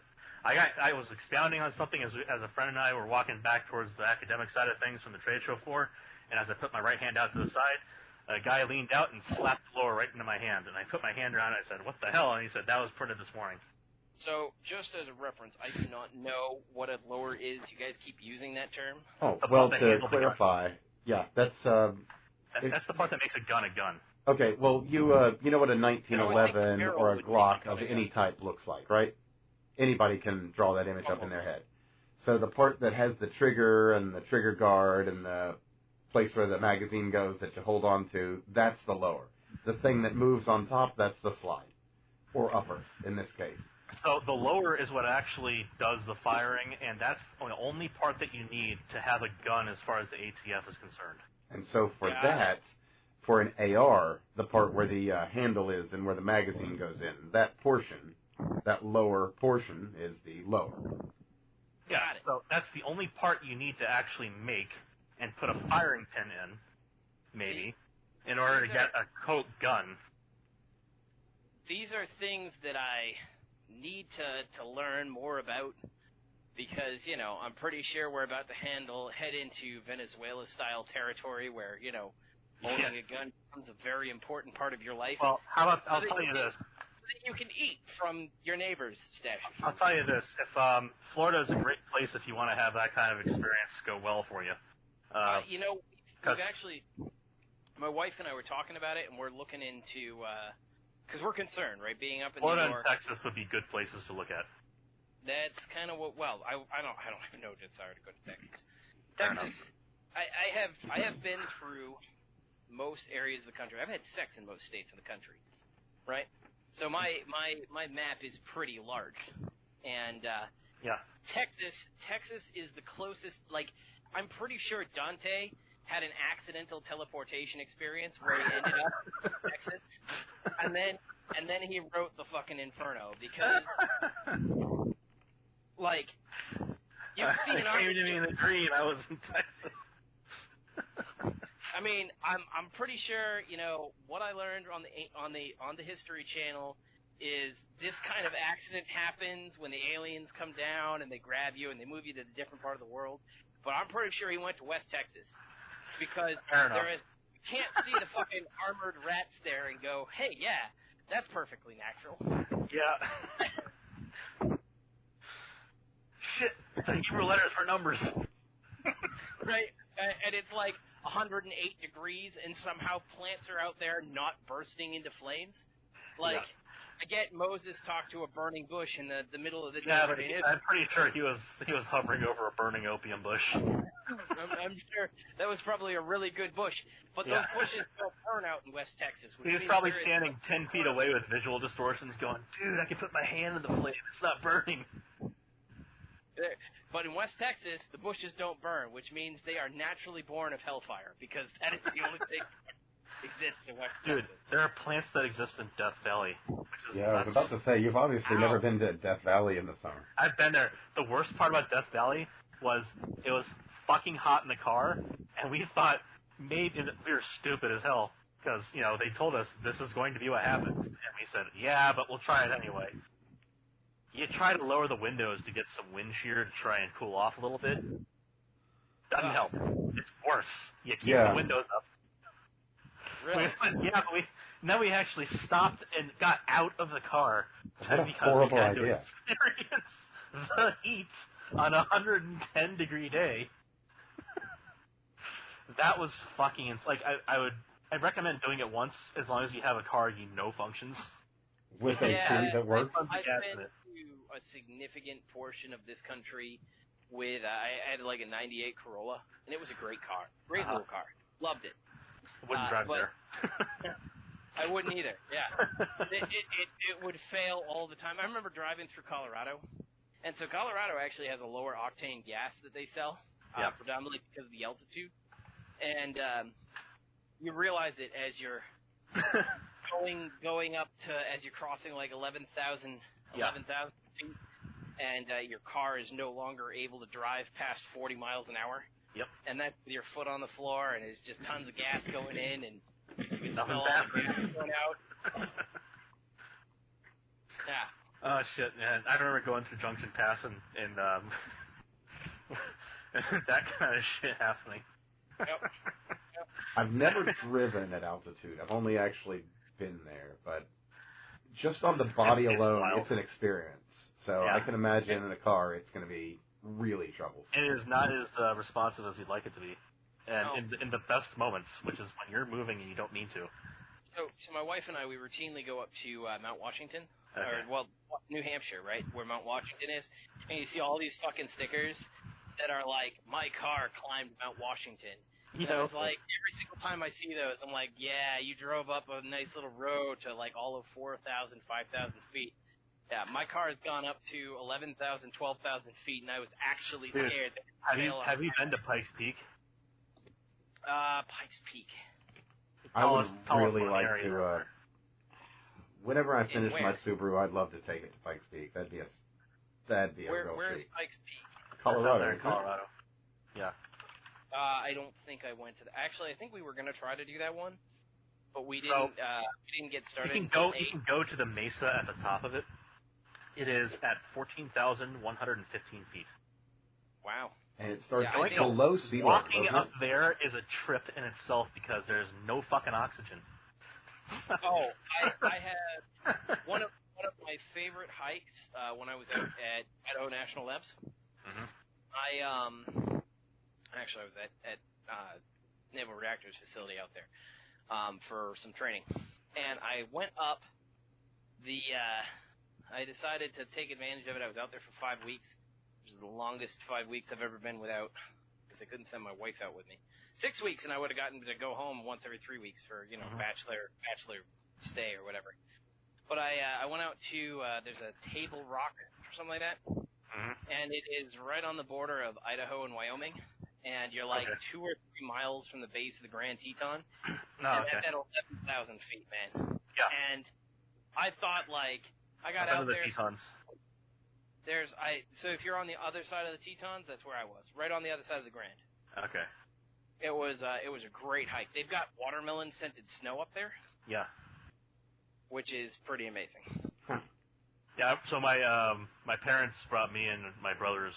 We were much younger, so we went and we did like Glacier National Park, we did the Grand Tetons, canyons several times, Yellowstone, et cetera, et cetera. So basically, they finally got into the financial position where they could travel, and we were going with them because they were like they went to Hawaii without us before when I was like the height of my knee now. But then after that, basically all the trips that they did where they went to national parks or other states, what have you, we basically went with them. It was just much easier to just bring us with them than it was to have us being babysat or whatever. My wife wants to go on a vacation, and I am all for it. She's like, what about Hawaii? I'm like, yeah, I'm pretty sure they don't allow us on the island without, like, a 14-day quarantine. Yeah, that's true. So. Yeah, that doesn't really sound like a lot of is probably fine, though. Yeah. Or even Alaska's probably fine. Probably, so they have a great summer view up there. Hey, you can always vacation in Florida. Where? Or, just come down to Florida. See, I've been down to Florida and get infected. my folks down in Florida. You know what? If I really wanted to get infected, I'd just go drive down to the city and hang out there for a day. Fair. Like seriously. Well, you're bound to get infected with anything. Let's be absolutely stunned that all of the things that everybody wanted to do to help solve the pandemic, Cuomo did. Every single thing. And somehow New York City is still a shithole of infection and disease. And they're still claiming that all of those measures worked. Yeah. Which is stunning and brave. No, the best thing is the city of New York City is doing worse than the entire state of Florida, and he had the balls to say that we're doing worse than the state of New York. Oh yeah, I was clapping. It was something and brave, man. I am absolutely amazed at how myopic. Like we have 25 odd million people down here. You're living in God's fucking waiting room, and somehow New York City, the city of youth and vitality and Cuomo, is in a worse spot than you. He said we don't have. He said we have too many olds here, even though they've all left the state. We need to kill them. Well, there were some left, so that's how it is. Insane. Absolutely insane that we did masks, we did all this other stuff, and then you go take a look at Florida that did none of it, and they ended up doing better. You know what? The reason why is because people down here aren't stupid. Well, I'll argue that there are enough stupid people to outweigh that reputation. I would disagree, given the fact that the best internet stories always start with a Florida man. That's what I was going to say, though, is our reputation precedes us because of our stupidest. But we have enough bright people to make up for that.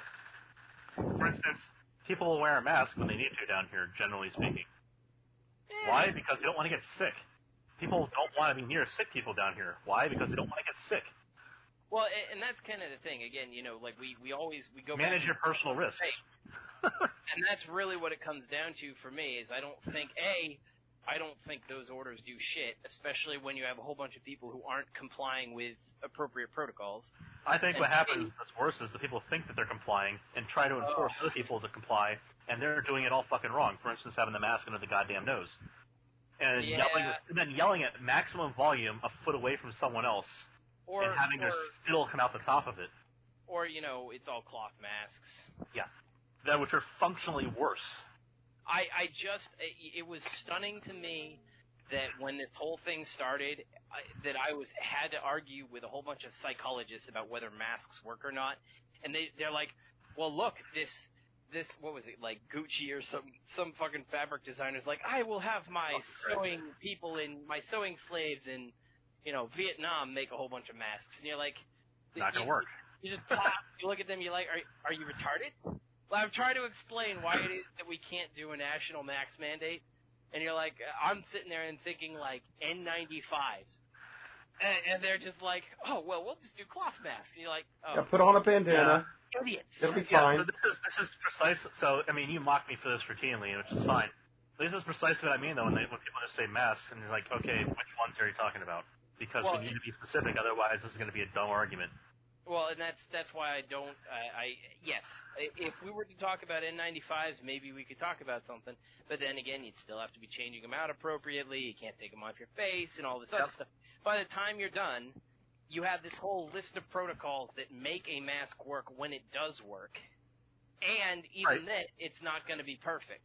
And yet, people just are like, "Hey, yeah, if you just put on a face covering, you're good. Wrap a bandana around your face, and you're good to go." See, that's the part where I have major problems with people. Just stop talking. You're doing worse than nothing. You're making it all worse. Shut up. Yes. Yep. Like you don't need a certification to tell you that this is stupid. Yep. Everybody else is embarrassed, and you are making the species dumber. Well, I wanted to end on a high note, but we've gone back into how stupid everybody is. So. We can go back to, getting kicked out of the YMCA. Well, anyway, having sex in almost every state. Oh yeah. Well, I've determined that the Dakotas are really hard to get into because, like, they're the Dakotas and nobody voluntarily goes there. Well, South Dakota in the energy industry, right? Yeah, but I don't have any business there. I don't really like when I lived in Colorado, we picked up Colorado, Utah, Arizona, not in New Mexico, unfortunately. And I'm sure that I'll get to Nevada at some point, right? Like, all right, if you go to New Mexico, make sure you go to Amy's Bacon Company and have sex on their front porch. I got Oregon, I got Washington, I've got obviously most of New England with the exception of Connecticut. I think it's the only one that I don't have there. I just got. Honey, you gotta go on vacation to Connecticut. Why? I just got New Jersey. I've got Maryland, Virginia, North Carolina, Florida, Georgia. I don't have Mississippi or Alabama, but I do have Louisiana. Let's see. I think we got Virginia, Ohio. I've got a lot of them. Tennessee, Kentucky. Wow. Crossed most of those states off my map. See, I just look at the map and think about which states I've been to. You're already like a step ahead there. Yeah, well, I've already been to most of those states. Like, again, North Dakota and South Dakota are going to be really like, I'm going to be 80 years old, and I'm going to be like, all right, we got to cross these off the list. I've been to most of the continental. I've been to Hawaii. I haven't been to Alaska yet. I've been to Canada. I've been down to, let's see, did we cross the Mexican border? I think I've been to Mexico, but, like, I don't remember if I crossed the border with my parents or not. Been, Belize, some point shortly soon. I'm sure I'll be down in Colombia having fun. Belize is actually quite nice. Belize is fucking scary. Dude. That is a place I would not go back to. Is Belize the one that has the island that's like a ferry ride out from it? Because I think that's where we were. So there's a difference between something like that and then hanging out on the outskirts of Belize City. Oh yeah, we did that, right? We did. If you go to the little water park out there where they have the AK armed guards, from the local military hanging out, trying to make sure nobody was in there to steal any of the lead bottle beer. No, we did. The leaded glass bottle beer, rather. I think it was Belize. I'm trying to remember where we were. But Belize, it was the place that we stayed. It has like one strip of a whole bunch of stores. Yeah. And then it's like third world country 2 blocks away. So that was the thing that I think made the difference. Is me and my buddies did a cruise. We hit Cozumel and Belize City, and Cozumel was amazing. Is Cozumel the island? Cozumel is Mexico. It's not that far away from Cancun. Huh. So that, is that an island? It might be. There's this one that's like an island out there, and you take a ferry ride there. And we did snorkeling out there. Yeah, so Cozumel is a really nice place. I would go back to Cozumel. Maybe we went to Cozumel then. Yeah, that's an island in Mexico. We went to the one that was like right up the road from the Aztec village. Yeah, I think you're talking about Cozumel. Okay, that's the one we were in there. Because Belize City starts off. So I mean, I don't want to denigrate the whole nation here, but Belize City starts off as a shithole from the port, and goes downhill from there. Huh. And that was an interesting experience where I'm glad we got out. We had fun at the beach. I'll say that. Once you get past the armed guards, where civilization begins again.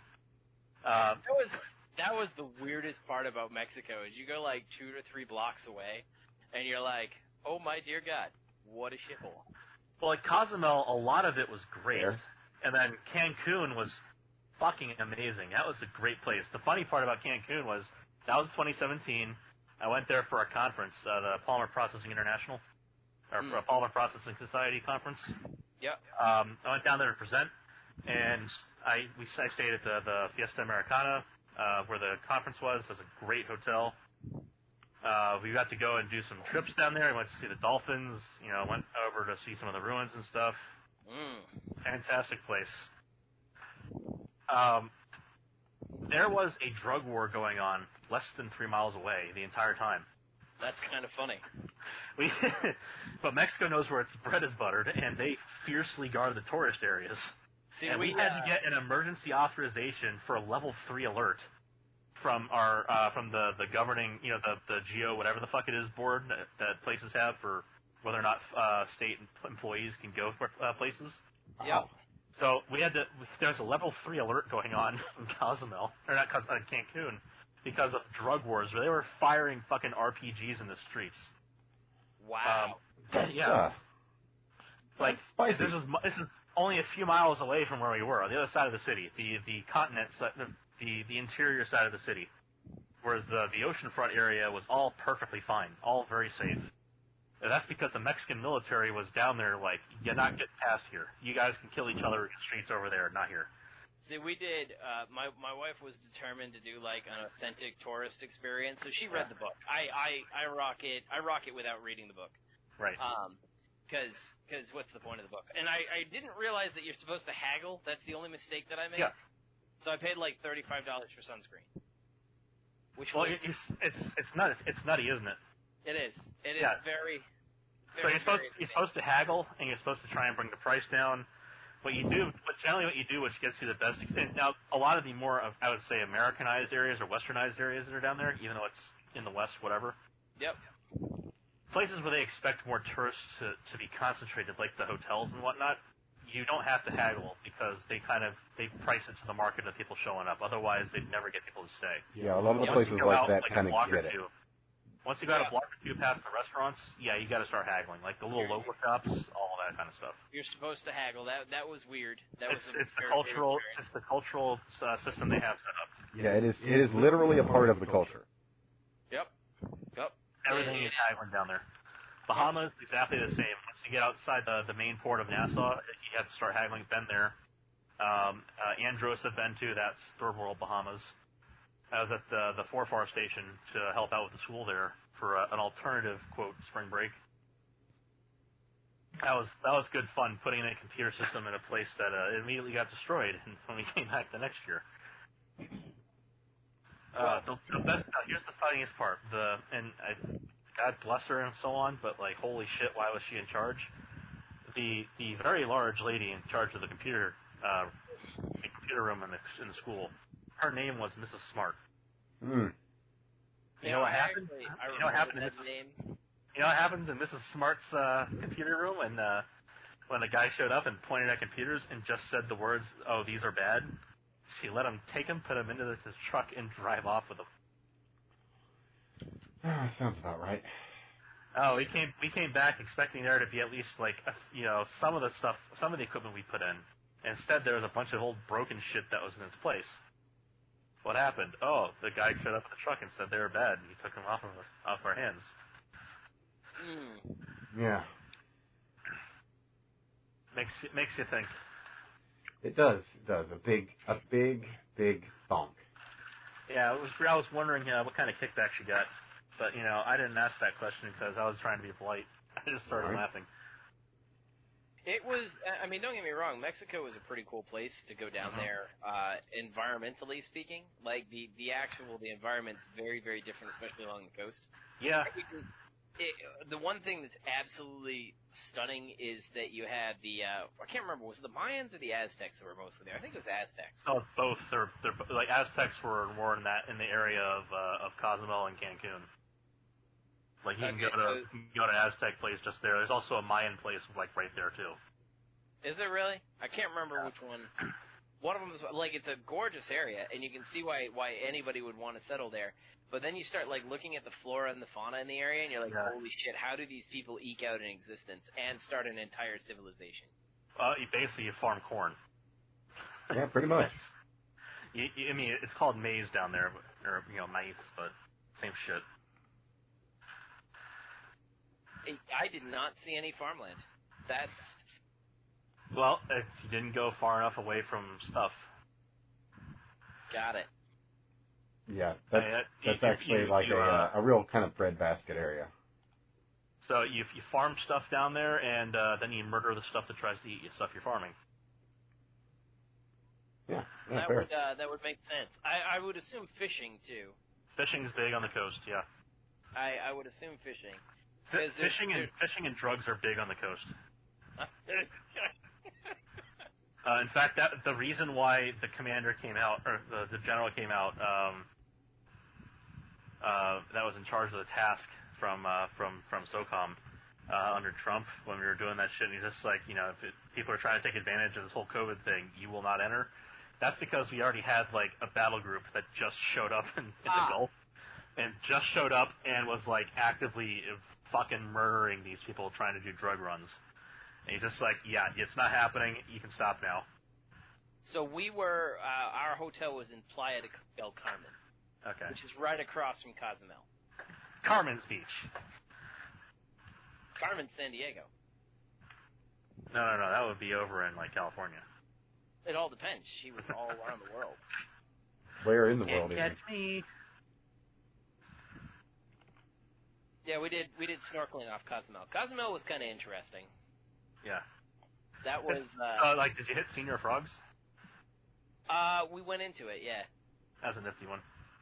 I mean, it's just a tourist trap. They were doing... Yeah, it is. But they were doing a wet t-shirt contest, and it was pretty interesting. Oh, really? Were they? Oh, yes, they were. That would have been nice. Oh, well. Sometimes you don't make it in time. Yeah, and some of the wet t-shirts didn't exist. Oh, well, there you go. Well, that would have been... T-shirt name that would have been right? Well, they lost the contest because they didn't have a T-shirt on, obviously, but they were up there. They were being contestants. Well, they participated. They got the participation trophy. Yeah, absolutely. We went probably there some free drinks too. in like January, so it was not as we were there a couple weeks before spring break. Yeah.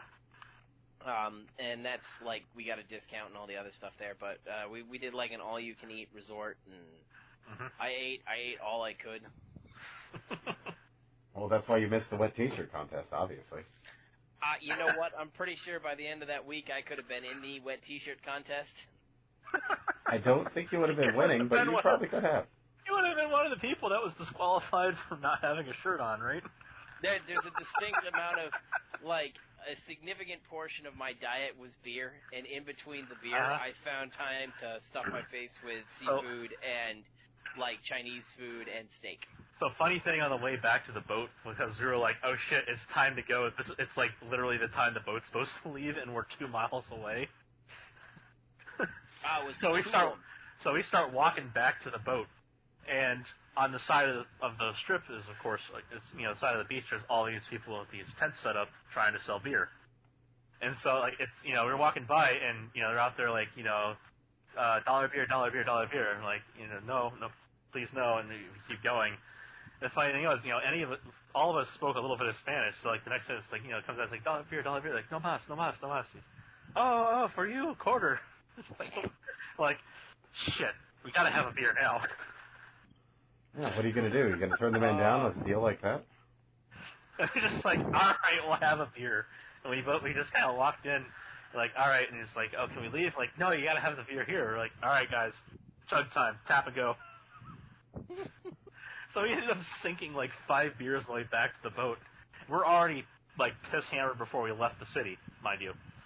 We left Senior Frogs at the end of the night there, and we're oh shit, it's time to go.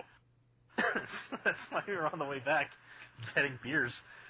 So all of us were kind of holding each other up on the way into the boat. And all you had to do was pass your card through, walk through the detector thing, and then did you bring anything back? No, okay. And we're having hard times remembering, let alone saying your own names. See, we brought tequila and stuff back from that. I got some chocolate-flavored tequila. Well, we were there for a while. We actually came back to the boat a couple times between. So we did bring stuff back. What, did you do any excursions while you were there? No, so it was they were there for they docked there way early in the morning, and they were there basically till the next morning. But you had to be on the boat at night. And then they left early in the morning, so it was when the time when you get on the boat is when it's time to leave, kind of thing. It was you basically got on. You had dinner, but the boat moved, and then you left the next morning. So we went out there. We got to explore the city a bit. Had ourselves an actual Mexican Corona, which I got to tell you is the only Corona I've ever had that actually tastes like good beer. And I don't like Corona in general. If it comes, apparently, if it comes off the factory floor, it tastes okay, but by the time it gets to the U.S., it's stale. I can believe that. But I don't like beer, I had a couple Modelos and Dos Equis, which are a couple brands I do like. And those, had those down in Mexico too. I'm hearing a lot of horse piss drinking. Now, I also had some liquor down there. I didn't have any tequila because I don't like it. I don't know what beer they had, but I'm pretty sure it was just called beer, and it was flavored like beer. It did not get me as drunk as I would have liked. I actually, as long as that was the Blue Bay Grand Esmeralda, that's where I was. Holy shit, I found it. Google Maps is amazing. Yeah. It certainly is. Although our beach was just covered in seaweed the entire time. Wow, that's fun. Yeah, it was no bueno. And yeah, clean that shit up. What am I paying you pennies for? We were Playa del Carmen's not terribly far south of Cancun. Yeah, like I said, Cancun's right there. And so which one was the one that you were afraid of? Oh, Belize City. Oh yeah, that's way south. Yeah. Oh, and I can see why that would be a drug war. Like, you look at the map there, that is Yeah. great smuggling territory there. Yeah, that is again, with all due respect to the area, because the people in general were nice, etc. What a shithole. The guy who was driving our taxi from the port to the armed guarded beach. He actually had like 9 children in the U.S. and he drove down to Mexico to escape them. And he was smoking a gigantic blunt while driving, and my friend's like, "Wow, dude, you smoke weed?" He's like, "I smoke trees." and that was fun. Then he drove us back, he took us in a little bit of a J back into the city, where we went to get the beers. They handed them out one at a time underneath iron grated window with security glass behind it. Wow. Gives you a little feeling we got like of 20 security. We got like 20 or 30 beers, which we were told we should do before showing up there because the beers were more expensive at the beach, and they were. And they were in lead glass bottles, so you couldn't tell when you finished a beer because the bottle weighed twice as much as the beer inside it. Huh. And the armed guards were like, no fucking joke. They were the police military. They're there to guard the tourists. Like, we drove back, when we hooked back into the city to get the beer, I was like, dude, I said anything, just, for fuck's sake, wherever we end up stopping, please don't let other people get out of, wherever, and take us, because this would be the opportunity to do it right now. See, I remember when Trump came out and sat there and was talking about, these southern border towns, and he called them all shitholes, and all of the Democrats were like, oh my god, he's racist against brown people. Like, they know it down there. They are fucking shitholes. Well, like I said, the guy who was driving us around was the definitional deadbeat dad. He had 9 kids with 7 different women, and drove down to fucking Belize to escape that life to be a taxi driver.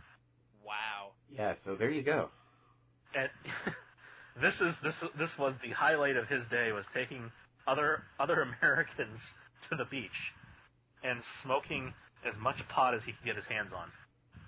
Well, that's very impressive.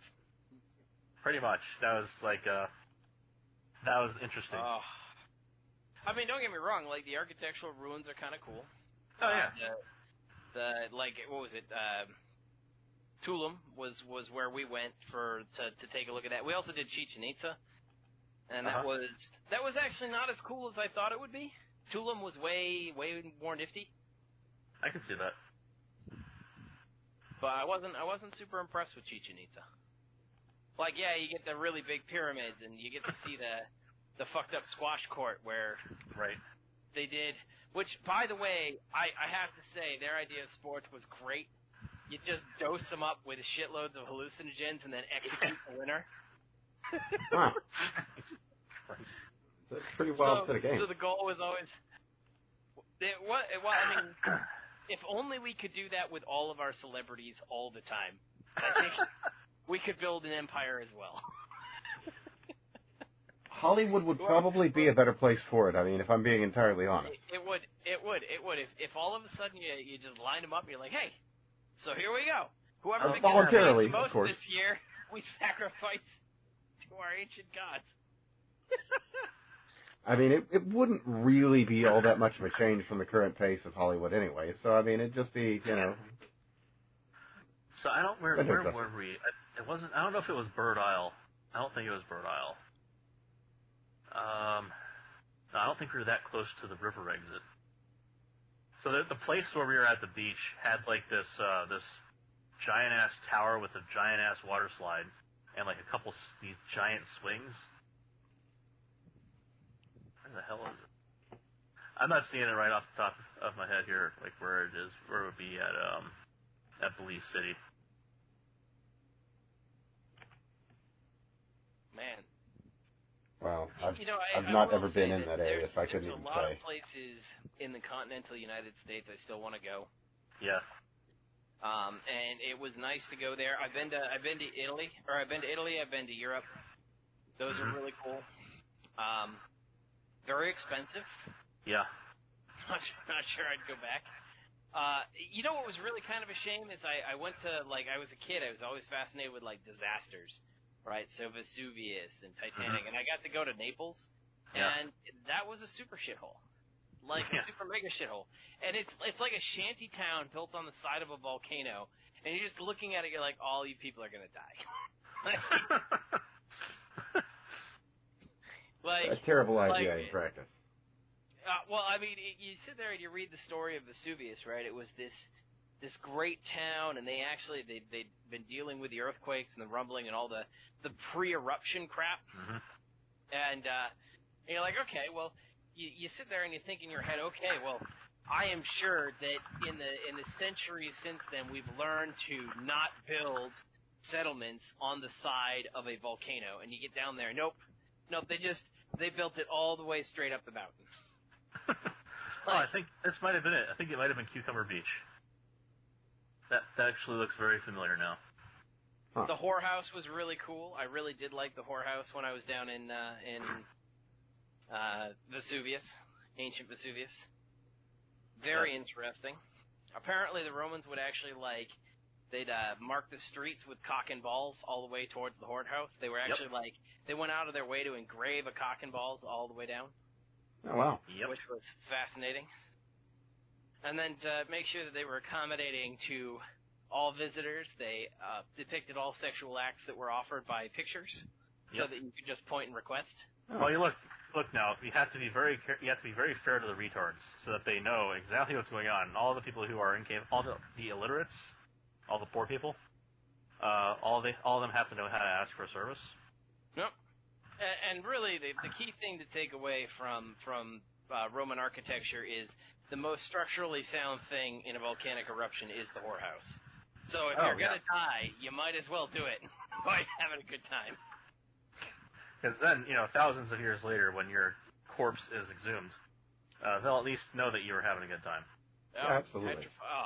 That was the creepiest part, is you'd see the petrified people. Like... That was terrifying.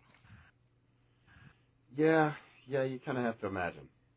Like, they don't show you that as much in the books, but they recovered a lot of petrified people. That is a place. So I found the place on the et cetera. Okay, blah blah blah blah blah. How do I just give this to somebody? Well, it's closed now. That's not surprising. I'm guessing that this plus code doesn't do shit for you, but if you put that into Google Maps, it should bring you to it. All it says is FQC2 plus P. Yeah. I mean, if you go to Google Maps and you put that in, that's a plus code. Well, if anyone is curious on finding the automatic weapons guarded beach, there it is. But anyway, I think we've covered about everything we needed to get through tonight. And we actually managed to almost close on a positive note until we got into petrified people. You even have the guard tower out front. You can see it. Oh, sweet. Yeah, so you should totally take a look. I really want to see why we see Florida beach camping as, I know, it's right there. What the fuck is that doing there? I don't know what to say, my man. Florida just means flower, so my guess is that that's another place that's called Flower Beach Camping. You say that, and yet... And this is your water park, huh? Yeah, that's the water park I went to. It's a piece of shit. I don't see the guard tower. So you follow the road up to where it says Western Highway, and you see those two little things that are shaped kind of like pincers. There's a gate on the south end of it.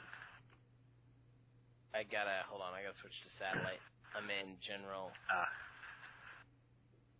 Well, we're getting into the nitpicking, so I'm gonna say good night to everybody. Give us all a follow. You'll probably not have a whole lot of luck with Steve, but you can find me and Craig. But anyway, I'm Evan. I'm at That Fake Guy Dan. Craig is at CraigBob99, basically everywhere, and Steve is at Ratman720. Look us up. If you've got any interesting questions or interesting topics, hit probably me or Craig up, because, like I said, Steve's not really doing the social media so much. Ping one of us. DMs are always open. I'm protesting Twitter. Well, that's fair. I mean, it is kind of a hellscape, and I use it almost more as a zen exercise than as an actual I would say place. Twitter is a bigger shithole than Belize City. I would agree with you. I would agree with you. Belize City at least had charm to it. In 2014, I came with no social media accounts. I joined for Gamergate, and now I return to the soil from whence I came, which doing real shit instead of like wasting hours on social media. Ashes to ashes, nuclear dust to nuclear dust. That's exactly right. I have big explosions to play with rather than... Oh, dude, you can even see the slide on the south end of the pool there. Nice. Well, everybody... I struggle to call this a water park. There's also, like, a really fat dude in that thing. It's basically a pool with a slide on the side of it and a bunch of beer from the restaurant right there. Like, is that a really fat dude on a raft? 'Cause it kind of looks like a fat dude on a raft. No, that is a water park, much larger... So there's the little lawn chairs right there, you can see. That is way larger than a person. That has to be just like the black top of a raft. I see what you mean with like the arms sticking off to the side kind of thing, but yeah, it kind of looks like a really. It might be someone sitting inside it.